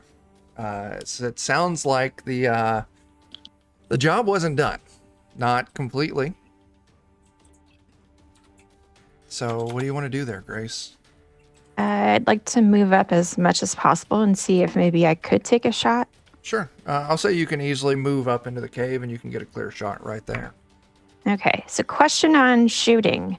It's marksmanship and then I do the bow, or I do the bow first? On your character sheet, if you go to gear, I think it's combat. You can just click on the longbow. Or do you Okay. have an ability that adjusts that? I do, but I've already got it calculated in. I Okay. just wanted to make sure I was doing it right. Yep, just click on the longbow and it should do it for you. 1 success, so you deal 1 point of damage unless you want to push that. Nah, I'll push that. Okay. Let's see, you take 2 points of damage to yourself, but you do kick that up to 2 points of damage against it, and your bow's gear bonus is reduced by 1. But that's 2 points of damage on the ogre. Steely Dan. Will I be able to move up close enough to attack him, or will that be too many turns out? If you want to get up in melee range, that's going to use up your entire turn. Well, rather than having Balari get hit, I'll go up there. Sure. Okay. Next up is Waits. Okay.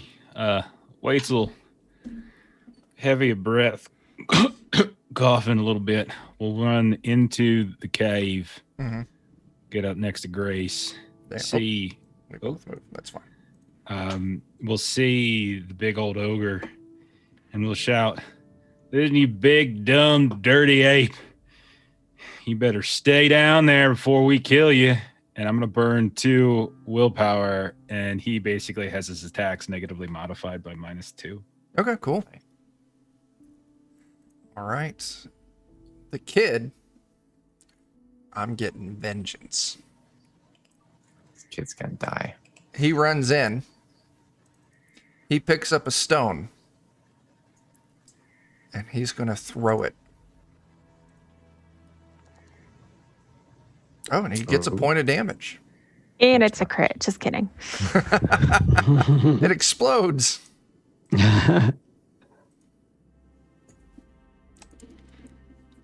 All right. Now we're back to Balari.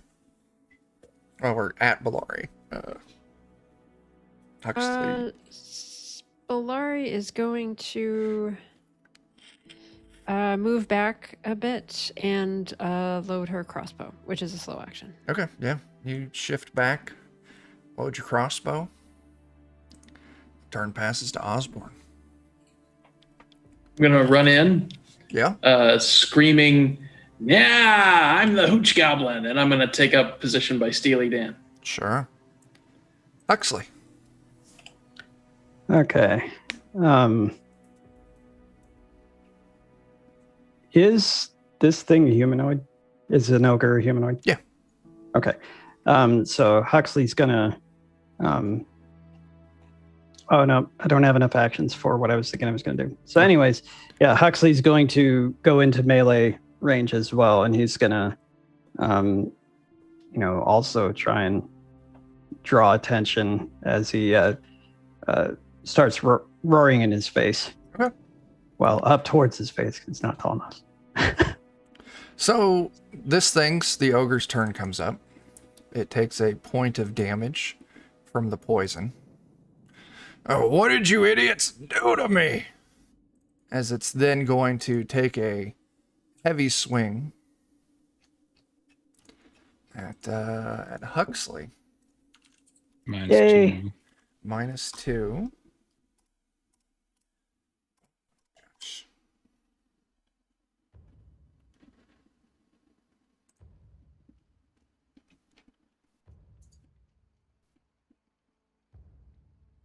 Let's see, and it's got a club. Give me just a second here.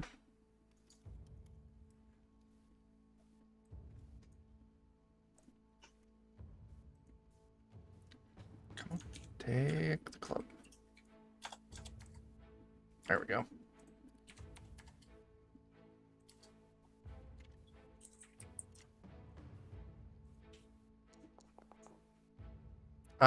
It swings and it misses. You can see this poison's really weak and it struggles to even lift the club up to take a swing, and it just harmlessly hits the ground next to Huxley. Wow.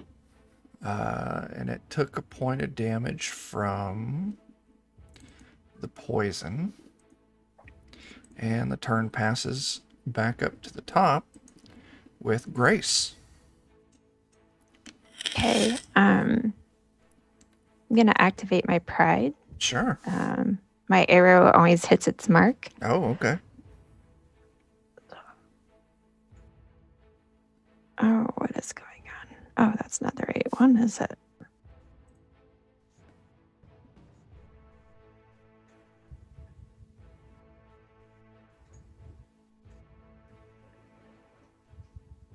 So how I would roll just that and then do a D12? Yeah. Okay. Did you fail? No, she got Or did you pass? one success. But if you're throwing your pride die in there, you can go ahead. Pride's only if you fail. Roll. Oh, You gotta okay. push. Oh, okay. It's like you're taking But it's pride. a in 12. Oh, no. Okay. One point of shit, damage. sorry. Oh, my pride. You did great. But don't worry, your arrow finds its mark and drops this ogre. It now needs to roll. And since it's poison, it's a non-typical injury or whatever. Sure. Critical injury. Whatever that means. I'm just going to say you put it square into his forehead and he drops back dead. I would say we're going to kill him either way. He's so. dead. Job well done. Hooray. Take that, ogre. So are y'all Why gonna it says Balari. Laurie will take a deep sigh and say, "Thank you, everybody. That didn't go as well as I was hoping it was going to." Does it look like the things he's been killing in this cave are other people or just critters? lots of animals, lots of other critters. There is the occasional, humanoid looking skeletal bits here and there. So there's a few dead people in here too. I mean, maybe he's got a little bit of treasure tucked away in a corner somewhere that might be worth looking for. But Sure. Let's take a look.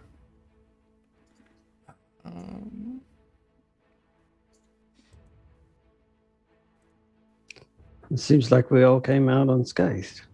yeah. And technically, we found ourselves a nice shelter with a fire for the night already, in theory. If we want to try and rest before we go back. We might want to remove Well, this. Yeah.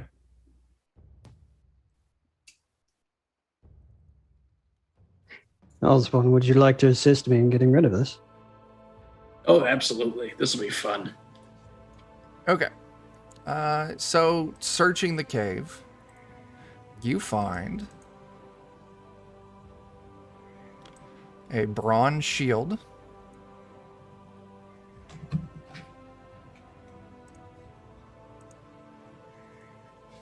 a short spear.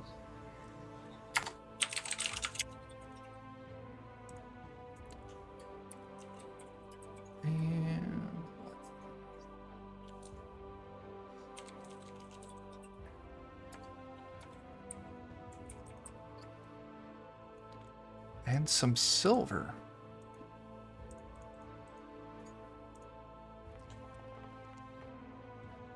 $14 silver. Nice. So yeah, that's searching it. That's what you find. I don't know if anybody would be interested in any of these items or not, but would the bronze shield be a large shield? Yeah. By the book. Okay. Yeah. Sword You know thing. what? I think Thomas did a pretty damn good job clocking that ogre upside the head. Maybe he should get the loot. Yeah, I'm fine giving him a weapon and a shield. Yeah, I mean- take a weapon and shield. I could strike out on the road as an adventurer. I mean, Even that will help defend your mother. Or Yeah, I was yourself. going to say, as an adventurer, let me tell you, there's actually probably a lot more money in what you were doing before. All right, well, I guess I can do that. It'll keep me from getting jumped in the woods again. Yeah. Plus, you're less likely to have this happen. I'll show him my cut off foot. Oh, yeah. I don't. Yeah, want one of the that. reasons why it costs too much money to be an adventurer. Okay. Go ahead. Could we add a little bit of the roots I gathered to this weird tea and try to get some in weights before we take off? So I'll That's tell not you bad. what. Yes, you can, and I'll let Waits make that roll again. wait, is this the poison?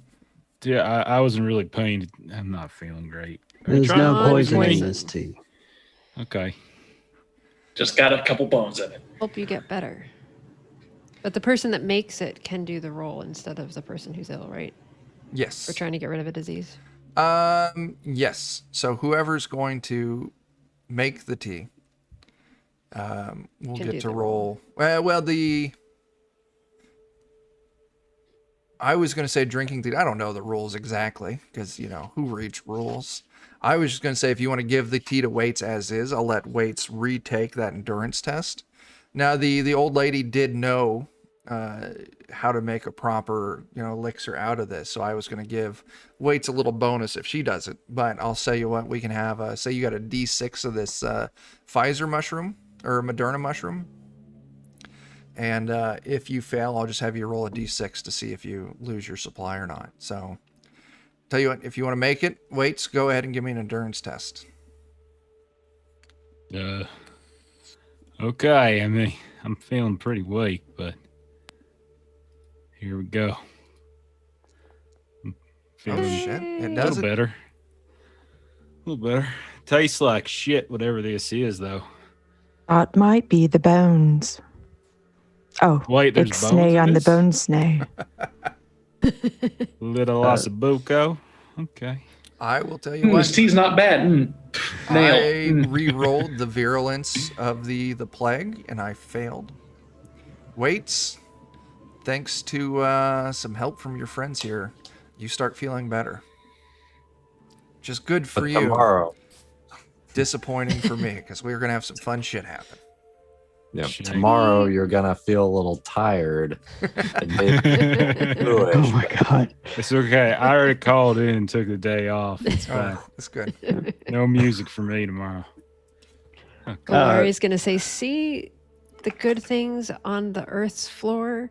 This is why you stay connected to the earth. There's so many good things. that Yeah, help just you. like that dead body that was on the floor of the earth that gave me this to begin with, which Oh, aren't I was gonna floating say in the sky. counterpoint. But hey, that's Speaking fine. of dead bodies, Huxley, you want to help me? I do appreciate it. Yeah. We're gonna drag the body out of the cave. Sure.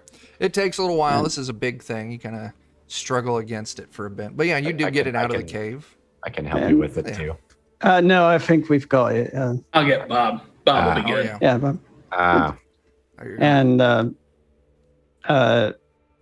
You two we have it we fun. start dragging it, and then Huxley keeps dragging it, keeps dragging it, keeps dragging it for a while, and he says, "Okay, I think we're far enough away now." as he looks towards Osborne with an extremely grim look.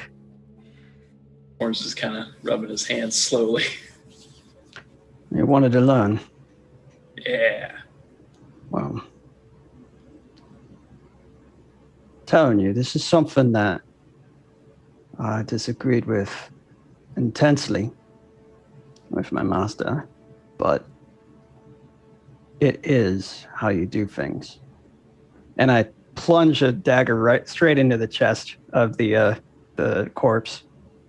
And after I make the hole in the chest, I reach in with my hands and I start just pulling the rib cage back in order to break it open. Grisly affair. You sure you still want to learn this? How many times will I have to participate in this gross stuff to learn to do that stuff? Until it tastes sweet. Oh, okay. Does it have to be raw? Yes. It needs to be fresh too. As you see him like reach within that hole in the rib cage that he made from pulling outwards, and you hear like sinew snapping, and like he starts to pull a heart with some of the arteries and stuff still attached, and he like breaks them off and he holds it up. He says, "It's still got blood in it." You know, I think I'm going to ask Valari how to make some vegetable soup. I'm just going to turn and walk back to the cave. So while he's alone, Uh-huh. Huxley is staring at that heart. Yeah, he is. And he you know, like if you're viewing this movie or episode or something, he stares at the heart and his hand starts trembling. Mm-hmm. Like 6 minutes into Jason Goes to Hell right now. Yeah. And then Go ahead. and then like there's an internal struggle. Give me an empathy And- test. Yeah. Yeah, just click on empathy. You lose this struggle today. Well, no, I really, you know, he's trying, he's willing to push it. Okay. So let's see. Nope. So I take an empathy damage. He's trying to be a good boy, but today he can't be. Mm-hmm. As he holds the heart with one of the, I don't know what the term is called, but one of the, ventricles or something. yeah, the ventricle, and he squeezes out as he drinks the blood, and then he takes a bite out of the heart. Mm-hmm. What's it taste like? Poison. Yeah. Okay, you need to give me an endurance test. Yep. Oh no.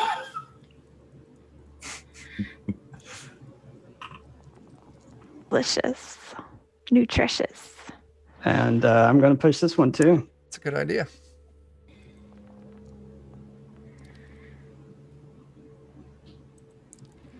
So, I gave benefit of the doubt to the poisoner on the last tie. Yeah. Which means to keep it, I'm keeping the same benefit of the doubt to the person doing the poisoning. In this case, it's the ogres. Yeah. Yeah. Go ahead and take me a point of strength damage. Okay. As you have now been poisoned by a lethal dose of poison. Jeez, oh no. You will take 1 point of strength damage every round until you get the antidote. Or broken. Or are broken. Well, I'm going to try to make it back. Okay. Give me another endurance test. This is fun. Dan, do you have antidote? I do. Oh, thank God. Oh, no, you failed. Take another point of strength Oh damage. my gosh. Oh my gosh. Yeah, plot twist. Oh dear Lord. As I'm struggling and I'm starting to stagger as I'm heading back How much strength you got left? to. Okay. Ooh. As Huxley stumbles into the cave, looking very not well. Huxley, give me another endurance test.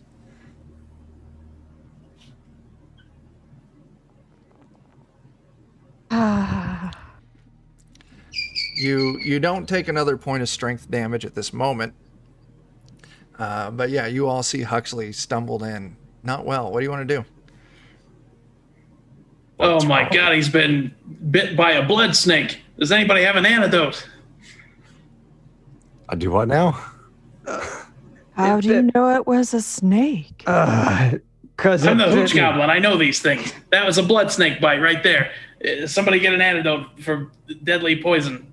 No, it's not, Serge. You gotta suck the poison out. Like, I'm not find the wound sucking. and suck the poison out. I don't see a wound. Where is this wound? Give me another endurance test.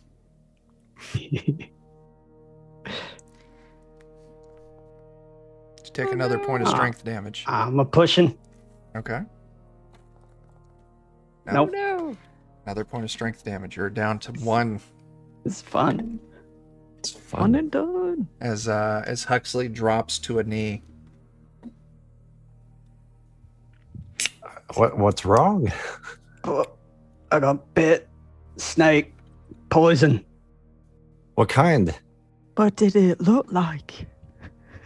Can someone just get him to? I mean, yeah. Just- I mean, just- if that's what he's saying, then I'll give him. Use whatever's on your blade, damn it. Oh well, okay then. That's easy. I'll give you the antidote for lethal poison then. Thought you were gonna stab him.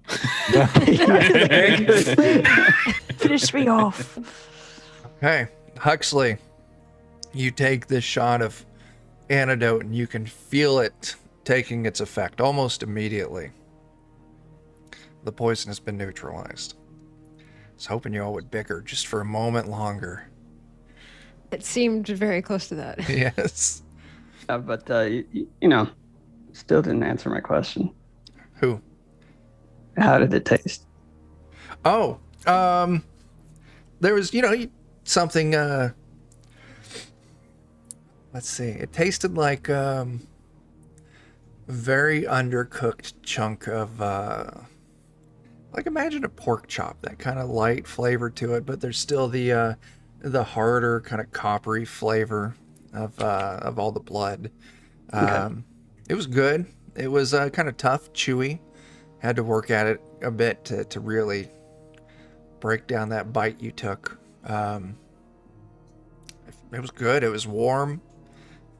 Warmed your belly up good until, it wasn't when you realized it was poison coursing through it. Dan, do you have any more antidotes? I didn't know there were any snakes about. I didn't see any tracks or any signs. No scales, no nothing. I mean, he said at the end it was the poison that was on my knife. Oh. I just thought he meant the snake was like the poison on your knife. That strong. I don't need to push on it that much.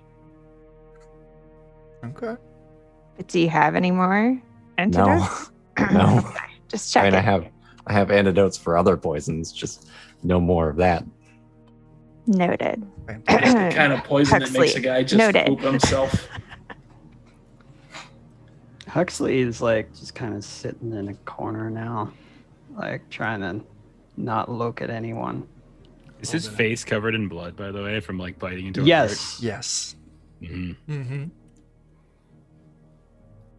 A little perspiration, maybe. Mhm. Noted.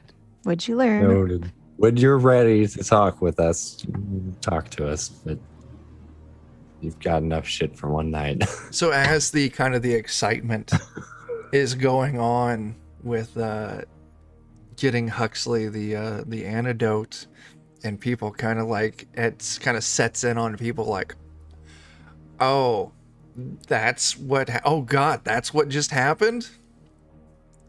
Jake, Finnegan kind of slinks around over next to you. Yeah, couldn't do it, could you? Fuck off. Listen, I'm just saying, you know, that can be a tough thing for some people. If you're ever interested in learning some other kind of skills, just talk to me, buddy. I can get you there without, all that mess. I can get me there with a good bottle of hooch and a match. Huxley like buries his face in his own hands right now as he just continues to like reel on what he's done. Mm-hmm. A very strong array of emotions. Yeah. I've heard of lovers of the flesh, but this is a different kind.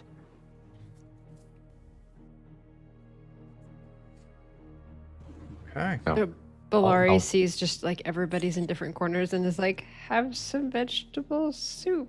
It'll taste good. Okay. Yeah. You all camp out in the cave for the night. Bellari, you cook up some good vegetable soup for everyone. You want to give me a survival test to see how good it is? Sure.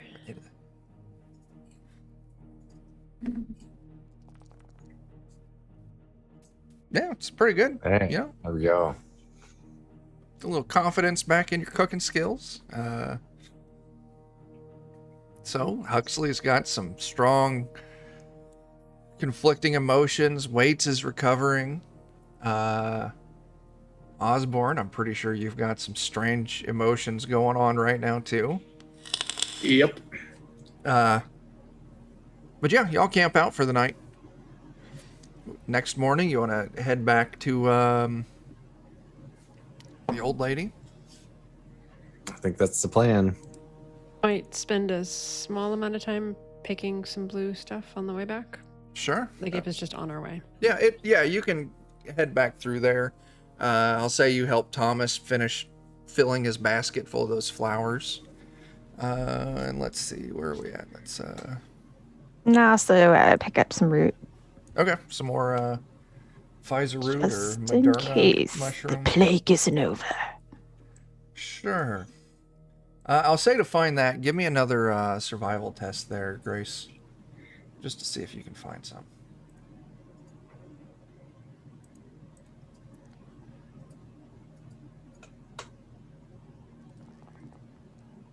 Yeah, you can find a couple more doses of your choice, Pfizer or Moderna. But yeah, you make it back to this cabin. The old woman is thrilled to see Thomas return to her in good shape. As promised, she hands over 10 of these candles. And she kind of explains that the magical effect of these candles is if you light these candles and you spend a quarter day in their glow, it essentially casts the cleanse spirit level 1 on anyone who's in its range. So it's pretty good. I don't have an item for it, but if you ever want to do it, just remind me, Chuck, what the fuck do those blue candles do? Yeah, and she's willing to make you up a couple doses of that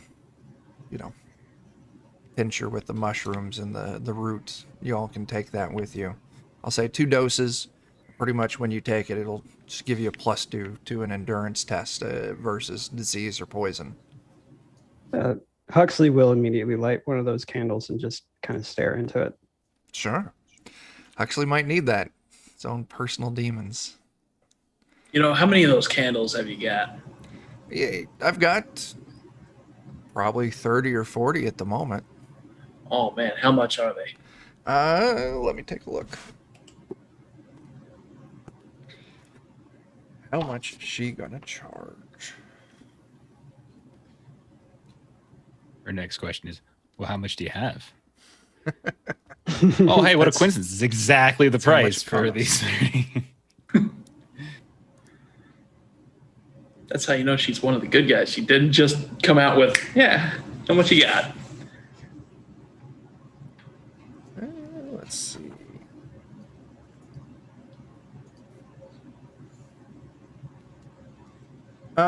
She'll say, what is it? It's 10 coppers of silver. Is that right? She'll say I'll sell them for a silver each. She gives you 10 and say, if you want more, silver each. He I'll immediately take 22 candles. he empties out his pocket. Huxley empties out his pockets completely and like just holds out his hand, and it's 11 silver. Okay. So yeah, I'll say she's got a stock of 40. So Osborne, you buy 22. Huxley, you buy 11. That leaves her 7 left. If anyone else wants to buy any. You guys need more coin. I got some. I don't know what y'all want these for, but if you want them, you can have them. Is it someone's birthday coming up? Gonna be Bob's birthday. No, Scary Crow. She does not sell Tupperware. So what are the effects of this candle? It casts when you spend a quarter day with one of these candles and it's lit. It'll cast Cleanse Spirit level 1 on you. Okay, I'll look that up. Yeah, what does that do? Is that sorcery or? It's magic. Yeah, you can focus. You immediately heal a number of wits or empathy points equal to the power level of your spell. So Well, that'll help him recover his empathy. I'll tell you what, for every hour you spend in the glow of these candles, it heals 1 point of wit or empathy.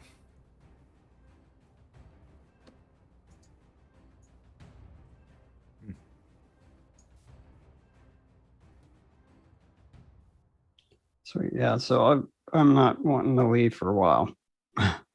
Okay. About an hour, I eventually I'm able to actually finally look at someone after an hour. Okay. So yeah, you give we'll say a quarter day for Huxley to kind of recover a little bit.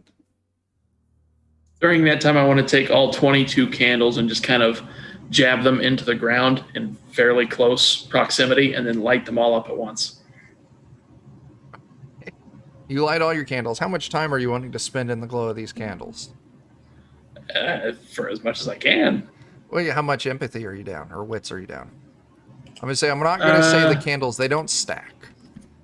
Yeah, I'm not down any wits. Any empathy? No. Okay, so yeah, you hang out. You know, as long as the party lets you hang out in those candles. Oh yeah, if they insist on going ahead, I can catch up. Bob's fast. It's fine. Okay.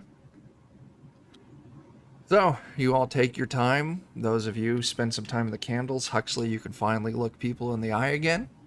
We ready to move through another square? Do you suppose so? Let's roll it out. And Huxley and Waits both look good now. Yeah. Perfect. Oh, Huxley looks like he's beat up, but Oh, Yeah. still.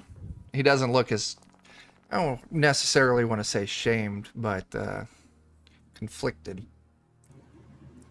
So there's our scout. We get our lead the way.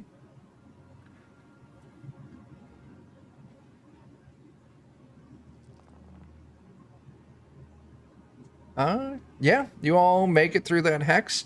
It's another uneventful hex, but I think this is probably where we're going to call it. So next session, you'll all definitely be able to get down to Stone Loom Mines. Crazy things will happen. sweet. So, Yeah. why don't we ask some questions? All right. Did you participate? Everyone gets an XP for that. Did you travel through at least one hex that you hadn't been to before? Definitely. Did you discover a new adventure site? You know what? I'll say yes. You found you made it past, well, what is that? Whaler's Hold. You found this old lady. You found the ogre's cave. So yeah. Did you defeat one or more monster? Yeah, you killed that ogre.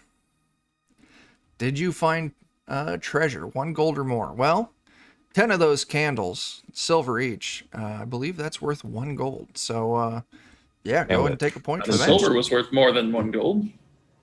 Oh, yeah, you did find a bunch of silver, too. 14 silver. Yeah. Yep. Who all activated their pride? I did. I don't know and if mine failed counts. miserably. Even though I rolled a 12. You rolled a fantastic 12, but yeah, I don't think it counted. So those of you who activated your pride, you go ahead and take a point for that. Dark Secret, Huxley. Maybe. Uh-huh. Yeah, it definitely did. Okay. Just maybe. Did anyone risk their life for another PC? Does anyone want to make that argument? I didn't think I was until I failed. Maybe. I think Waits did, though he did not intend to. Yes, rolling the true. body over. Yeah, you did keep other people from possibly getting sick with it. So if you want to take it for that, I'll allow it. No. And I would also apply the same to Huxley as well.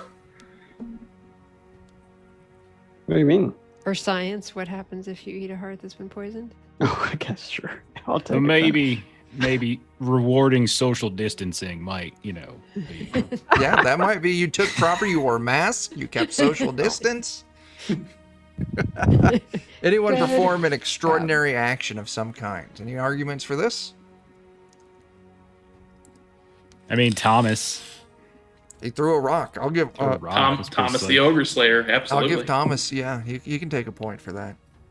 I wish I could say having the antidote felt extraordinary, but Yeah. Coming prepared.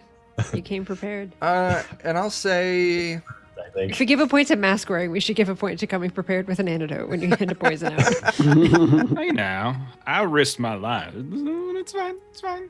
I didn't saying. actually take it. I didn't take the point. All right. So, yeah, we'll continue on. Next session. Those are our points. Let's go through and do some plugs. We'll go. Adam, what do you got for us? Yeah, you can check out our Twitch channel. It's Grew and Perilous Plays.